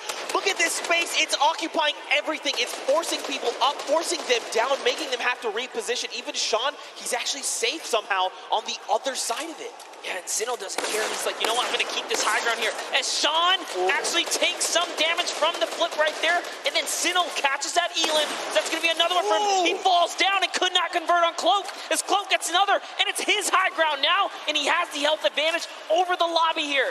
Can Cloakzy go from a second place to a first here? It's Moose out versus Cloak, and Cloak gets chunked right there. Massive shield rip there, but it's okay. He's got a single mini. He's got 70 HP, and look, Sim is just below. Not much effective HP. Muselk here, he's popping those shadow bombs, wants to try and drop out in an opportune moment. Wait a minute, this shockwave's gonna change everything! Cloak needs to land these shots up! He's got no HP, can he do it? He does! He takes out Muselk, and that is a competitive player's worst nightmare, hearing those impulses go off. But Cloak doesn't care. He doesn't care. Even with the 15 HP, he knows he can't take the zone here. He has to full commit for the offensive battle. The last two players are fighting right there. There goes the trap. Limited builds here. Jelty is down. Cloak, no health. Can he collect with the last shot? This is your opportunity. He's going to put the shots down here. Can he connect? He has to make something. Neither of them have the HP. No, you can't go on the storm! Nice job to Jelty, and unfortunately, Cloakzy takes the cursed second place once again in a back-to-back performance right there. But Jelty secures the deal in the final moments right there. All because he had a trap. Cloak had to back up right there. You couldn't do anything about it. But it was the hesitation that allowed them not to seal right there. And to fall to the likes of Jelty now, just want to make you well aware, Jelty is one of these players who's been vying for a spot in the Fortnite World Cup qualifiers, trying to make it here to finals. So this was going to be a tough fight. Unfortunately, though, both players were so low on HP. Once you kind of force them out in the storm, it's basically, I need to force you to take the shot. I need you to line up a shot for me and to try and 50-50 it. See, it was right here that action came out, or the pressure down, but once he hesitated right here, that was where he made a fatal error. He just couldn't play with the zone. He couldn't play with the zone. Very tough, but very well fought. I mean, let's take it back, you know, when Muselk jumped him right on the spot, and Cloak said, you know what, I have nothing to work with, no HP, no builds, no nothing, I'm taking the fight. He was the one that came out on top, and that's why he secured himself the second place. Still, I mean, you know, this is a very big accomplishment for both these players, right? Jelty picking up the Victory Royale, 3 points from that. I mean, Cloak popping off. I mean, I'm sure he heard you guys here, you know, yelling as soon as he got that elimination, because that was clutch. Yeah, that was a fantastic way to kind of hold it down right there, because Muselk used that impulse. He broke all the builds, and Cloak took fall damage. Had Muselk just connected one more time right there, that would have been his game, because he had the health lead as well. Yeah, right. And I mean, like you kind of said, that's kind of been the recent meta coming out of the competitive side of things. You're using shockwaves to kind of reposition and just fragmenting builds all the way around you. So for Cloak to react so fast and clean up the elimination, mad props, seriously. What an incredible game, game number 3. I'd be curious to see how the game shook up the standings that we'll take a look at a little bit later on. But I mean, what do you think, man? We saw some really big names traded back and forth. Tfue got shut down, Airwax got shut down, Aiden was picked off. That's what I think right there. That's one of the key turning points here that kind of happened in that last moment. The fact that Sinnoh takes out Airwax, and you saw the look of disappointment on Airwax's face, because I believe his camera had just came up right there. Dang, and then to go down to Sinnoh, it's the perfect recipe for Sinnoh to take out the #1 player who was previously in the lead and continue to push his agenda forwards. That could have been the difference, but Airwax did have an Elim lead at that moment, so. We'll have to see how things shake out, man. These games are insane, and this is just a taste, you know? You got to think tomorrow, Saturday, Sunday, duo and finals, solo finals, they're going to be absolutely insane. But for now, guys, let's go back over onto the top deck. Let's go hang out with Pookie, because she's got Jelty on standby. What you got for us? Más adelante, todos. Thank you so much, Zeke. I am down here on the floor. We have Jelty, and we have his duo partner here as well. Now, I just have to ask you, what is it like to come to New York and play on this massive stage? It feels great. Feels great. Do you want to let him know anything else? I'm sorry. I didn't get as nervous as I thought I would be in front of so many people. Once you're in here, once you're playing Fortnite, it's pretty much just like being at home, I would think. But did you have a strategy going into today's games? Because you are a competitive veteran. You know, you have played in the World Cup qualifiers. What was your strategy? En la primera partida intenté llegar a placement. En la segunda fui por kills y como en la tercera tuve muchas granadas de humo, entonces jugué hasta el final. So in the first one, I did a play free and free for kills. En la tercera. Como tenía mucho echado, me puse a jugar por placement, por la win. ¿Por el qué? En la última como tenía mucho echado, jugué por la win. And for the last one, I really just went for the win. So you just went for the win. You just went full send. So pretty much just like the qualifiers, right? Yeah. So I just want you to describe to me the last play that you had there, the last moments. Pues sabía que quedaba poca gente, así que nomás hice muchos cubitos hacia la zona e intenté trapear al que tenía arriba, pero no pude, pero se murió por la zona y gané. So I knew there were a lot of people in that zone. I tried to go up, but I realized I couldn't. Lo intenté matar con trampa, pero no pude y él se murió por zona. So I tried to go up the ramp, and then I couldn't enter that zone. So you had to kind of adapt and adjust there, which you did, and it worked out well for you. Well, congratulations for being here. Thank you so much for talking to me. Best of luck in your next games, okay? Zeke, what do you think about these crazy games? Getting to talk to Jelty, this stuff's unreal. Listen, it looks like Jelty might have been a little nervous, all right? But Jelty, I'm going to tell you right now, you're a slayer, all right? Don't be nervous when you're that dang good. Well fought from him. But again, we've got another game. One game left that is going to determine who walks away the Fortnite World Cup Pro-Am champion. Yeah, I need to see if Jelty and Gabba the Mexican duo right there, had enough to push them all the way up to top 10. We're going to find out right now. Let's peer into the standings right here. Let's take a look at the standings. Let's see what it is, Zeke. It's still holding the lead, even after Sinnoh took it over. But guess what? Jelty, Gabba right there, the Mexican duo coming right up to the top right there. You saw Jelty's skills. You can't sleep on him. That cone was so nice in those final moments. But hey, Cloak with another second place performance. He's back up there. I mean, but I think the big standout right now is Airwax and LR Grime. These guys are still holding that lead. And this is kind of something we saw back at the summer block party. But let's hop on over. Let's see who is in our 11th through 20th spot. What is going on the opposite end right now? Remember the number 42. That's where you're trying to aim. You've got people like Nick from the Lost Kings. You've got Sean there as well. Simp is up there. So many talented players. Nick A30. You know, all these guys really need is a stellar game, right? They need to put everything on the table right here, right now. Whether that be, you know what, we're going to hot drop. We're going to find as many eliminations as we possibly can. And then let's go ahead and pick up the W. We got ourselves... I say that like it's an easy thing. That's not me. I can't do that at all. Yeah, absolutely. We got ourselves some really intense competition right here. RO, Grime, and Airwax is not getting this for free. It is very close at the top. Xavier Woods is saying, you know what, we're still champs here. Still champs. In your heart. I believe it, absolutely. All right, here we go. Ladies and gentlemen, the final game of the Fortnite World Cup Pro-Am is about to begin. If you guys are excited, let everyone sitting on this stage, let them all know. Let's get hype, because this is it. After this, we crown a new potential champion. Can Airwax and LR Grime hold on and defend their title and become two-time Pro-Am champions? That would be insane. Can Ninja and Marshmallow come up huge in this final game? Can someone else show up when it is necessary? Well, we'll find out. These players are dropping right here, right now. It really is the story. Will Sinnoh win his lucky landing drop here and continue to put the rain down? He had a lot of eliminations in the previous round, but he couldn't break the next threshold. 4 more points to close the gap. Airwax had 10 elims with this duo. RO Graham had 3. He had 7. That's a lot of action. They're not afraid to win these battles. Wait. See what's up. We have Robles here. And Chigua is going to confirm. Okay, so they got the, kind of alpha up on the spot. So, you know what? We're going to take this spot right here. This is their loot now. They're going to go in and claim that. Nice little start for them right there. this is a rough spot to land sometimes, right? Because you can have 3 potential chest spawns. Sometimes you get unlucky, you get the 2 there. So they're going to have enough to kind of get them started. But man, do they need something else heading their way? There's quite a few spots that could rotate from. I got a question for you. So Chiefo actually used to be a console player. He played Fortnite on console. He actually swapped over to keyboard and mouse, and he's a competitive player on keyboard and mouse now.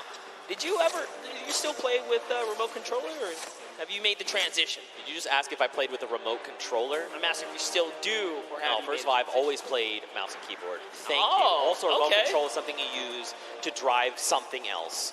What is wrong with you, Monster? You know, the controller. No, I've actually I played a controller for a little bit at the very start, and then I was like, you know what, I really want to try and just get better with mouse and keyboard, and so I dedicate a lot of my time to kind of focusing up with that. So now am I good? I'll tell you what, ask Sundown, and he will tell you the honest truth. Hey, right listen, now. I saw you in the practice games win that game over Bala. No one's gonna listen. Hey, that's what happened. But that really happened. You got this, but let's not take away from Eric Slogo Gordon. Man. No, Slogo Man as well. He is down. Look at this. This is Ali 8. He's like, hey, hello. I'd like to come in the house now, please. I need eliminations. Excuse me. I like what he did there. He's using those stinkers to clear out the air, see if there's anyone nearby. Jeremy Ray's going to stick this revive, even without taking out Ali. He says, you know what? You're safe enough. I'm just going to get you right here. He's going to commit to it. It's only a couple seconds left. Is it going to be enough? Listen, we'll find out soon. He's been part of the movie It. He knows what true terror is. Ali is not going to be the one terrifying him for trying to revive his teammate. Over, though, you got Ewok. You've got Jordan Fisher. They are hanging out by Pueblo right now. And it looks like they're pretty kitted out, all things considered. I mean, they've got the bare bones of what they need to get themselves started, right? Absolutely. Jordan Fisher here does have a okay loadout, so I say okay because he has a shotgun, he has shield. That's just enough. He's got the disengage tool, which he kindly shared with Ewok right there, giving her, you know, an impulse or a shockwave as well to make sure that she can also disengage if things get sticky here. But it's all about getting that information. Look at the creep up. As you know, actually, Dead Rebel and Oscar have been holding his spot down since earlier today, and they've done a great job fending off every single duel that's landed here. No duel has been successful. I'm actually curious to see if they're going to be able to win this early game engagement as well. They've been doing it so well so far. I mean, it looks like they maybe don't want to take the fight. As far as inventory, they're in a similar situation, right? Not really much of anything in the way of materials. Loadouts looking super sparse, and the big thing here is those 3 weapons, gray AR, green AR, and that drum gun are all using the same ammo type, right? So the moment you start firing one, you are just draining ammo from those other potential resources, so they don't want to take this fight. I think it's smart to disengage. It's not worth it right now. Let them have it. There's loot behind you. Just keep the ball moving. Yeah, true that. See Oscar just sitting up top there. Oscar, an Argentinian YouTuber who plays Fortnite, recently started singing. But looks like we're going to jump in with John here. See what they have in Salty Springs, one of my favorite places. John Ha and Wade. John Ha rocking John Wick. Ooh. Huh. There you go. There you go. I'm telling you right now, Pookie Face is the only person in the world that appreciates my jokes. I bet you wherever she is rolling around laughing because she got that one as well. She also got my NSYNC one that you flamed me for. Cake! Oh. I would love some. Look at that. 5 HP and 5 shield. You like to see it. Wade is going to go ahead and try and get back grouped together. Oh, actually, he's trying to push Yoshi. That is not his same team member. Just kidding. Yeah, Wade's right up there. Yoshi is in the skeletal remains of what was the monster kind of battle that occurred. I didn't get to actually watch that event in game, unfortunately. Bro, you missed out. Dude, I was working on some things, but here we have Yoshi. I said I wanted to see what he's got with the kind of representation for the caster squad here. He's still alive, and unfortunately, Freddy was taken out. He's got to use one of his 2 shadow bombs right now. He might have to use a second here. We'll find out. And nope, Keiths is calm and cool, says, I'm okay. I got out of there, and it's enough distance for him. 3 things. 1, you know Solari's a cool guy, because he is a cool guy, and I know him. 2, he's using the drift. Double pickaxes, even cooler. 3, they went to that monster spawn. That is actually the new hotspot. You can get so many resources and loot from that. And that's why you saw him go there. But Mr. Fresh Asian, already 5 eliminations. My goodness, he is just... 5? I don't know, dude. He is tearing up Pleasant Park right here, right now. I like that he's even going that extra precaution, right? Like, hey, we know, we can see in the bottom right mini map, there's no one else. These guys have cleaned out everyone. But he's trying to make sure. He's like, look, I need to make sure to get my teammate up. We're going for the long game. Let's make sure we're back in this. Chandler Riggs here, one shot girl. Over here, they're going to be disengaging. They probably have been seeing these people go up the sky platform. There you go. They're going to go ahead and scope in. Not worth the engagement right now. I mean, look at the loadout. Look at the materials. This is so unfortunate. The 2 times we tuned in with a Run Shot Girl, she had a drum shot. Here's a little fun fact. One Shot Girl wrote a song and made a music video about how she loves Wendy's. Yo, high key, Wendy's is dope. If you disagree, I'm not really sure what you're saying. You know what would be a really cool username for you, Zeke? What? Fast Food Zeke. All right.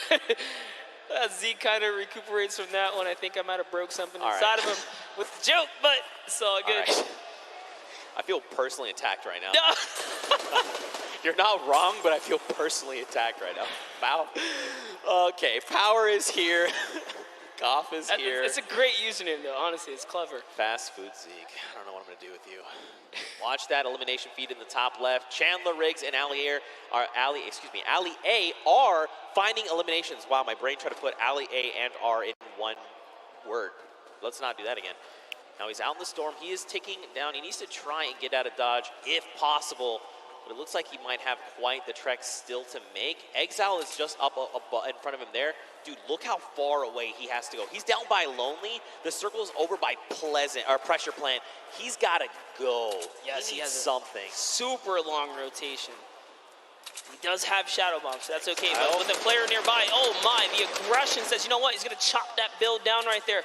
And it's barely held up, but instead he goes for the build battle. He's actually committed to this. Drops a great floor right there to block him out and commits all the way. That's one shot.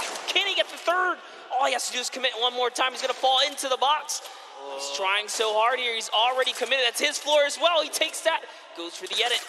And now in comes the pressure. He's trying to fall right inside. There is a nifty little trick, though. If he just walks right up to the cone, he can actually fall and slip inside and catch his opponent off guard. Let's see if he ends up doing it.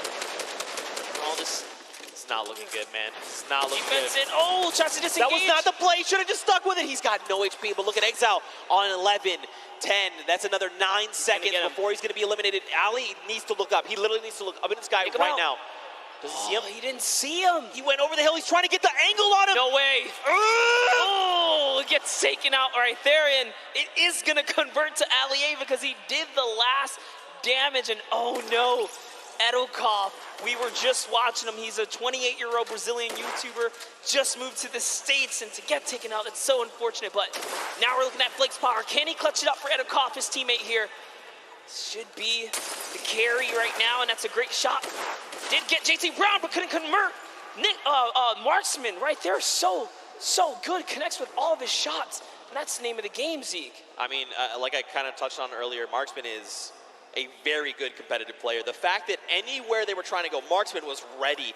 Storm flips, stink grenades, drop down. I'm ready with my shotgun. Tough spot to be in. Look at this though, Airwax. Look at the loadout. Monster, launch pad, 6 minis. We've got shadow bombs. We've got the brand new Storm Sniper. We've got golds and purples across the board. Mats for days.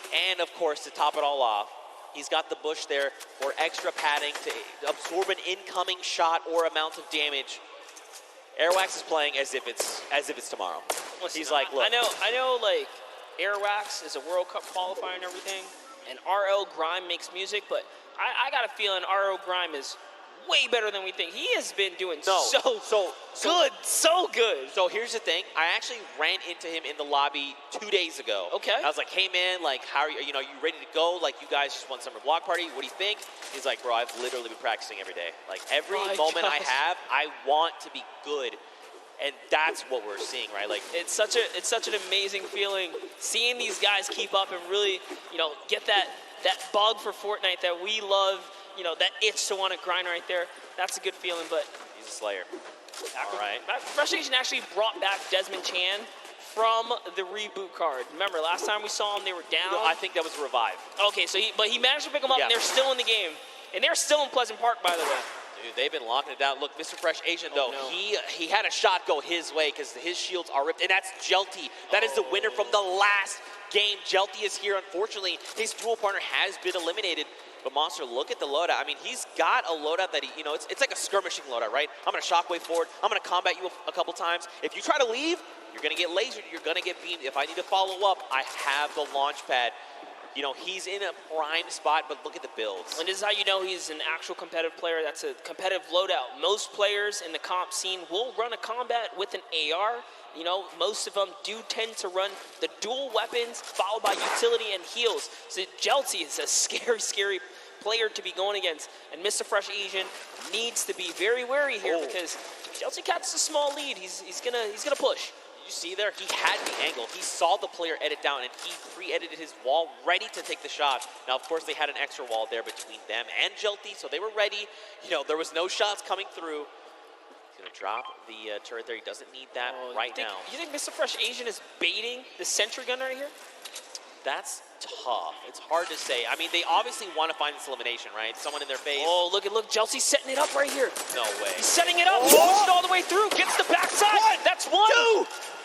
That's on white. He's on white HP right now. He's got to remember where that other player went. He's going to try and isolate these guys. These are his builds. Can he do it? He's looking. He's on the hunt right now. He still has a shockwave monster. He could still pull off the impossible, the craziest amount of skill. Look, they're still joined at the hip. This actually could be their fall, right? Like, this could be what actually gets them eliminated. They kind of need to spread out a little bit in case he does have that second shockwave. Jelty is clearly flexing the way he set up the ramp to bounce his body, horizontally, right? Just straight across, making sure that he did not go upwards. It was a very, very clever strategy. Wow. So they used the heavy snipe. They've tried to go for the floor replace, and look at this. He was already ready. It's like he's in their brains. He's literally reading their minds right now, Monster. He's so focused, so zoomed in. This is quite the intense battle. It's a 1v2. Jelty has already shown that he is here to dominate. What can Jelty do? I mean, he's got the grenades. He can start dropping Going them. for it. He's doing it again. Fortunately, this time it was a bit of an overshoot, but it's okay. He's out of the lines then. He has 3 builds left, so he wants to mess around here. He does still own some of those. That was huge. He takes one player down. Can he get the second? That's Mr. Fresh Asian. Wow. All the duos you could have gotten right here, he actually got the competitive one. Mr. Fresh Asian is down. And a little bit of a taunt, because I think he knows. He knows. He absolutely knows. He saw the name. He knows who he's competing against. And now the confidence boost is there. Oh, no! He didn't see him! What's he gonna do? He still clutches up. Desmond Jam almost had it. So what happened there really quickly, Jelty peaked, but his character model was perfectly lined up with Desmond, who seemingly appeared out of nowhere. Oh my god, that was actually so insane. And look at this, watch the elimination feed. Airwax picks up Xavier Woods, Nick Merckx finds Mora there, and now we're back on board with Tfue and Nav. I'm not over the near instant karma. I know! Really not over it, but here's Tfue laying down some shots here. Shield hit once right there, Expert Thief still in it. Joey Fatone is gonna get hit right there, unfortunately. He's gonna get taken out. And Sigala's close by. Bye. Here's an instant replay coming out of Airwax here. Look at the laser beam Xavier Woods just pulled out of the skies. Unfortunately, that's just the way of the road. Tfue and Nav, they are in the storm. I mean, it's going to be ticking for a little bit more, but look at this. He's juggling medkits. All right, there, come on. Don't drop it. There it is. That's actually really hard to do. I definitely can't do it. He probably wanted to keep the redeploy, but you know what? It's better to make sure you get into safe zone. Now, he's going to have like an empty slot, right? Once he uses the med kit, there's nothing available to him right now. That was why he wanted to juggle it, especially being that it was a 5-tick. You know, he only had that one opportunity. Couldn't make a mistake right there. Let's take a look at these replays coming out of Tfue. There goes Joey. Not going to make the joke again. A 30 over on this player. A 74. Sigala is going to be picked up. Look, this has to go back out and confirm. And I like that he did double back for the loot. That is going to, that would have opened up more doors had he been able to juggle both, but it's okay.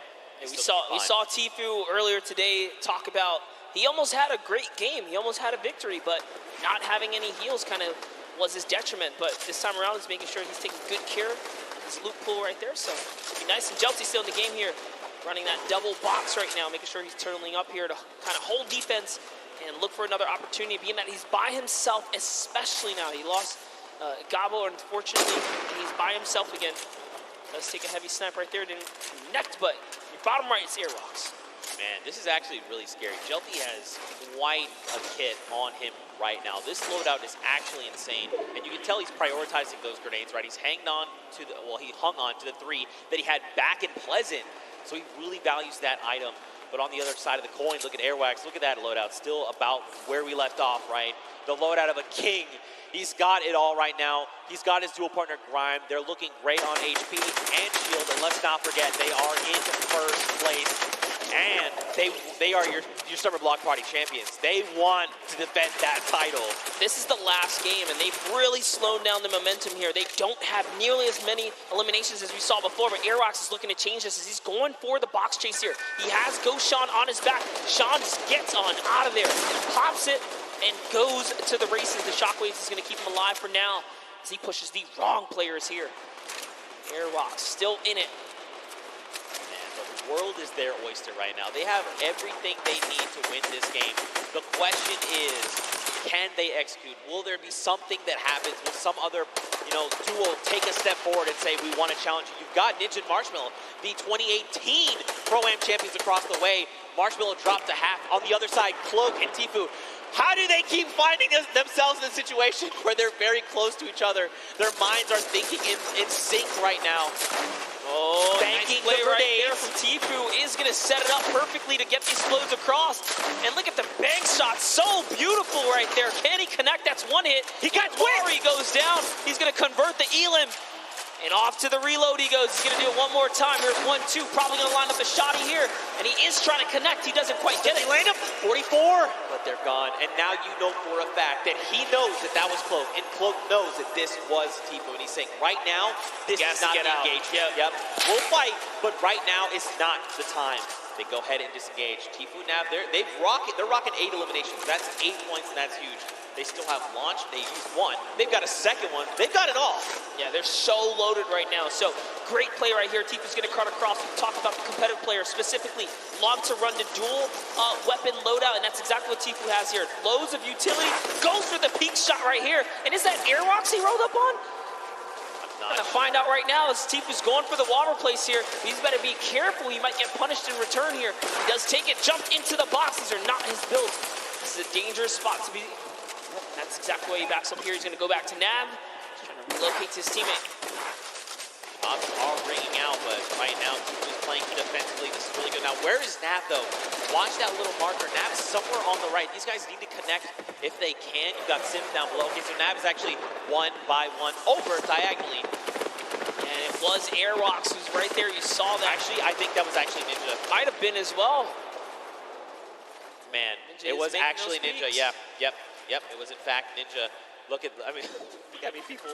How many fantastic names. Sean O'Malley, Tifu, Nav, Kurt, JD, Wildcat. They were pushing Ninja. Marksman is here with JT Brown. They're already on 9 eliminations. Wow, this is a huge game for Marksman here. And JT Brown, if they can snag this victory, we don't know what that top 10 is going to be looking like after that. Dude, everyone said, this is game 4. All right, let's go ahead and go full send. This is it. Showing what they got, man. Dude, even Jelty, look. Jelty's still here. He's still hanging out. He's been by himself, remember, since Pleasant Park, and he's still putting in work. Marksman and JT right now is going to try and rip the shield off of this player. 2 tags. There is the 3rd. That means that player has little to no shield left. And look at this. The shooting gallery. Everyone flying around.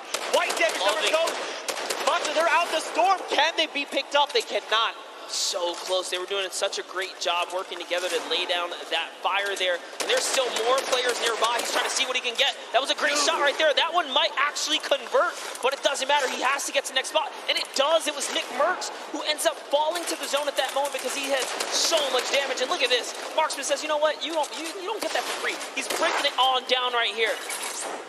Marksman wants this, dude. You can tell just by the way he's moving. He wants this victory out. Now, keep in mind, everyone here just hit top 15. That's an initial round of placement points. 3 for every single person on the board.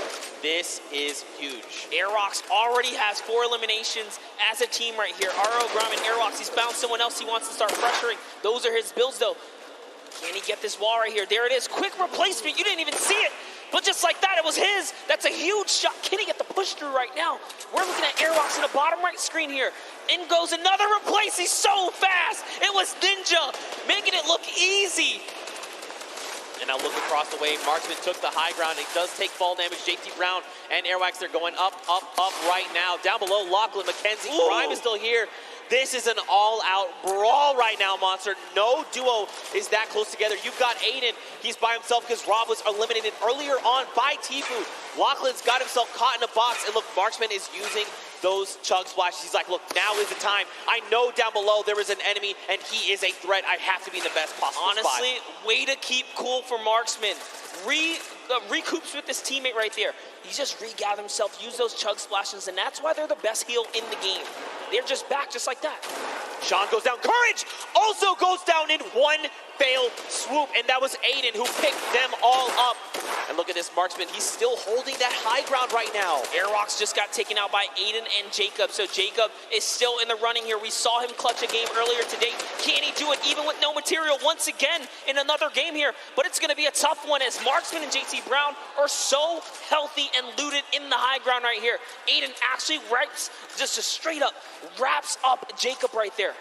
Dude, they have materials. They just use a chug splash between them. Look at everyone else. It's Lachlan and Aiden. Now Aiden picks up Lachlan, but this is a 2v1, and Aiden is not in the right position right here. He needs to try and come up. He's going to be taking a ton of storm damage right now, Monster. What can he do? He can't be counted out, though. Aiden is a qualifier here. Even with the double raining fire, what's it going to happen? JT Brown has given up the positioning, and he actually connects right there. And JT Brown wraps up Aiden in the final moments of the Pro-Am in Game 4.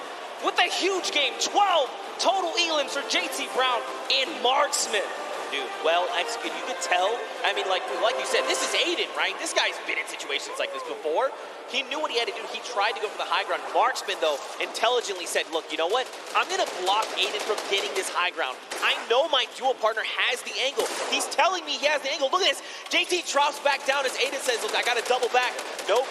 JT is here. He is ready, and he lands a combat to the face for the victory royale. What a sleeper of a duo right there. JT Brown says, you know, I'm partnered on Twitch for a reason. Let me show you how I connect with these shots real quick. That's exactly what he does. He was confident in the push, and he did a great job executing right there in those final moments. You can't ask for a better last game than that. For another duo to kind of come up and really make sure that no one is safe here. Does that mean we've seen a different duo every single game? Yes, we have. That's what the Pro will do to you, man. This is what Fortnite does to you, all right? What an unbelievable game that was. And it's crazy because for a while, that game was pretty slow. We slowed way down, right? Everyone's thinking, last game, what do I need to do? Where can I get? If not first, where can I push to try and get some money for my charity? You know, what place do I have to kind of push for to try and get the most? First. First, yeah, of course. But, I mean, you've got Airwax, you've got Arl Grimes, you've got Ninja, you got Marshmallow, you've got Marksman and his dual partner, JT Brown, standing in your way. That's tough. It's a tough ask. Well, I think I'm ready to know. Are you ready to know? I'm ready to know. That was a great last game, and it can go either way. I mean, here we go. After 4 games, everyone here in the venue, I think you guys are all ready to know who the winners are. And Monster, I'm going to allow you the honor, my friend. And your 2019 Pro-Am here at the Fortnite World Cup Finals winner is Airwalks and RL Grime, coming back with another victory. First, they did it at the summer block party, showing that do not sleep on him. He's a World Cup qualifier for a reason. He's been so calm, cool, and collected this whole time. Confidence at an all-time high. He said he was going to win it, and that's what he came out here and did. That's right, man. Your defending champions not only won the summer block party only a month ago, but came back and said, you know what, World Cup Finals, there's a Pro-Am, we'll go ahead and we'll win these. 2 Pro-Ams back to back. Look at the smiles across their face, all the work that Grime has been putting in to better himself, to support his duo. It all pays off in that moment. 52 points, 12 points ahead of the pack. That is unbelievable. And what a great top 10 for everyone that made it this far. Sinnoh and O-King, just a fantastic performance. Still $500,000 in prize right there to go to charity. Jelty took a victory with Gabo. Jacob and Claire also took a victory. Tfue and Nav, fantastic performances. Consistency is going to pay off, and everyone plays so well. And don't forget, I mean, every single person here is a winner. Don't forget, this is all for charity, so we want to make sure every single person is listed. We want to make sure, and remind you guys here and at home viewing, everyone here is a winner. This was so much fun. What a great tournament. Here is our final pages right there. You see Jordan Ewok up there, Nick A30, Max Carver, John Ha and Wade. We saw a little bit of them, 7 and PC Siqueira right there as well. And as the list goes on, everyone here is going to be able to contribute to a great cause of their choice. Yeah. And offer the name of good right here on their some good old Fortnite action. Here's your last page. There you go, man. Everyone walks away a winner, like you said, for the charity of their choice. At the end of the day, that's what all this was about, right? Just giving back a little bit, make sure they're supporting the world, making the world a better place. You like to see it. What an unbelievable day. Any final thoughts from you, my man? I mean, it's been a long day. I've definitely had a long day. This has been, you know, Monster D-Face and Zeke taking our last swings up here at the desk, and hope you guys enjoyed. But with that, we're gonna go ahead and send it down to Golden Boy. He's got the rest for us. Thank you so much, gentlemen. It was a long day, grueling competition from the Creative Showdown all the way down now to the next Fortnite Pro-Am. It was incredible, though.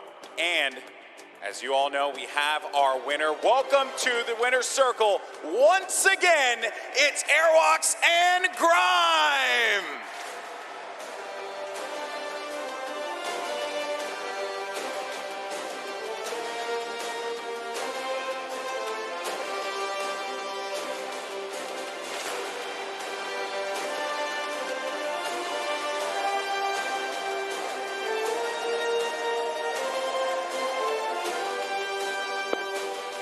Gentlemen, this is yours.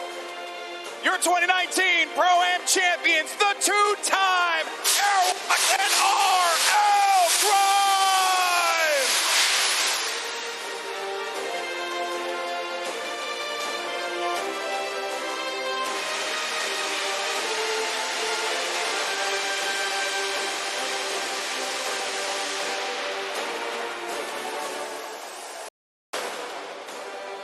Awesome stuff, fellas. Come here. I want to get your thoughts real fast. Actually, you, man, you're a two-time champion. Awesome stuff. This duo works so well. That. I mean, he's just an incredible player. He's taught me a lot about how to play late game and rotate. He's a great mentor, so, yeah. I would love to see you, and I got to give you darn confetti. I would love to see you compete eventually, because I think you got what it takes, buddy. All right, Airwalks, man. You're ridiculous. You did it again. You're a man of very few words, so I'm going to let you just say what you want to the fans here. Say whatever you want to say to your competitors. The floor is yours. I don't know. It was incredible. I'm happy to be invited again and compete again, and hope I win tomorrow. I was going to ask that. You're going to join me in the winner's circle one more time tomorrow? Gonna try to, yeah. I think we can. I have a lot of faith in you, obviously, with how good you are. And as you guys are now two-time champions, this is a big moment for you. Where's the money for the charity going? Who are you sending your money to? It's going to a great civil rights organization called ACLU, so shout out to them. Awesome stuff. And for you, Airbox? WWF, Save the Planet. I think it's a great cause, and I'm happy to give them $1 million. Awesome stuff. Well, there you have it, folks. Come on, Arthur Ashe Stadium. Let's give them a round of applause. The two-time Fortnite Pro-Am champions, RL Grime and Airwalks. Congratulations. And now, don't forget that while this was all well and good, and we have two-time Pro-Am champions, the Fortnite World Cup Finals starts tomorrow. That's right, and we're going to be going to duos. The best duos in the world of Fortnite are going to be clashing for your entertainment. So make sure you join us here at the Arthur Ashe Stadium. Make sure you join us on Twitch, YouTube, or whatever platform you decide to tune into. And don't forget as well, we want to let everyone know that at 1 p.m. Eastern Time tomorrow for the Duos Championship and 1 p.m. Eastern Time, Marshmallow's live performance will kick off the Solos Championship. There's going to be a lot of good stuff happening here, folks, and we thank you so much for joining us here today. That being said, obviously, we know that there's going to be a lot of talk. Who's going to take the top crown tomorrow? Is it going to be one of your favorite duos at home? Let us know on Twitter using the hashtag Fortnite World Cup. We want to hear from you. And of course, we thank you so much for joining us here today. Thank you so much once again. I'm Golden Boy. This has been incredible. We'll catch you next time. See you tomorrow.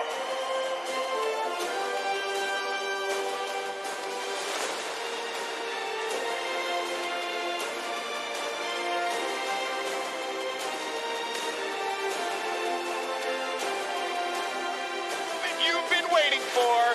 The countdown is about to begin. The players are loaded into the island. It starts right now. All the way out from South Korea. There they are. It is all up to Sinnoh here. Wildcat down low. He takes the shot, and it's Sinnoh with a victory royale. He does it. Off and he gets ownership of the wall. You never want to go toe-to-toe with Aiden in the box, baby. Let's go, man. Get hype there. Oh, no, miss. Not like this. He tries to get out. He does manage to stay alive. Oh, no. He loses the high ground. Jacob, look. Oh! The side shot of Cloaksy. Nick, it was Nick. Every single time, it's Nick. Where is he sitting? Cloak needs to land these shots up. He's got no HP. Can he do it? He does. Oh! He has to make something. Neither of them have the HP. No, you can't go out of the dark. Nice job to Gel Team. Airwalks in RL Grime coming back with another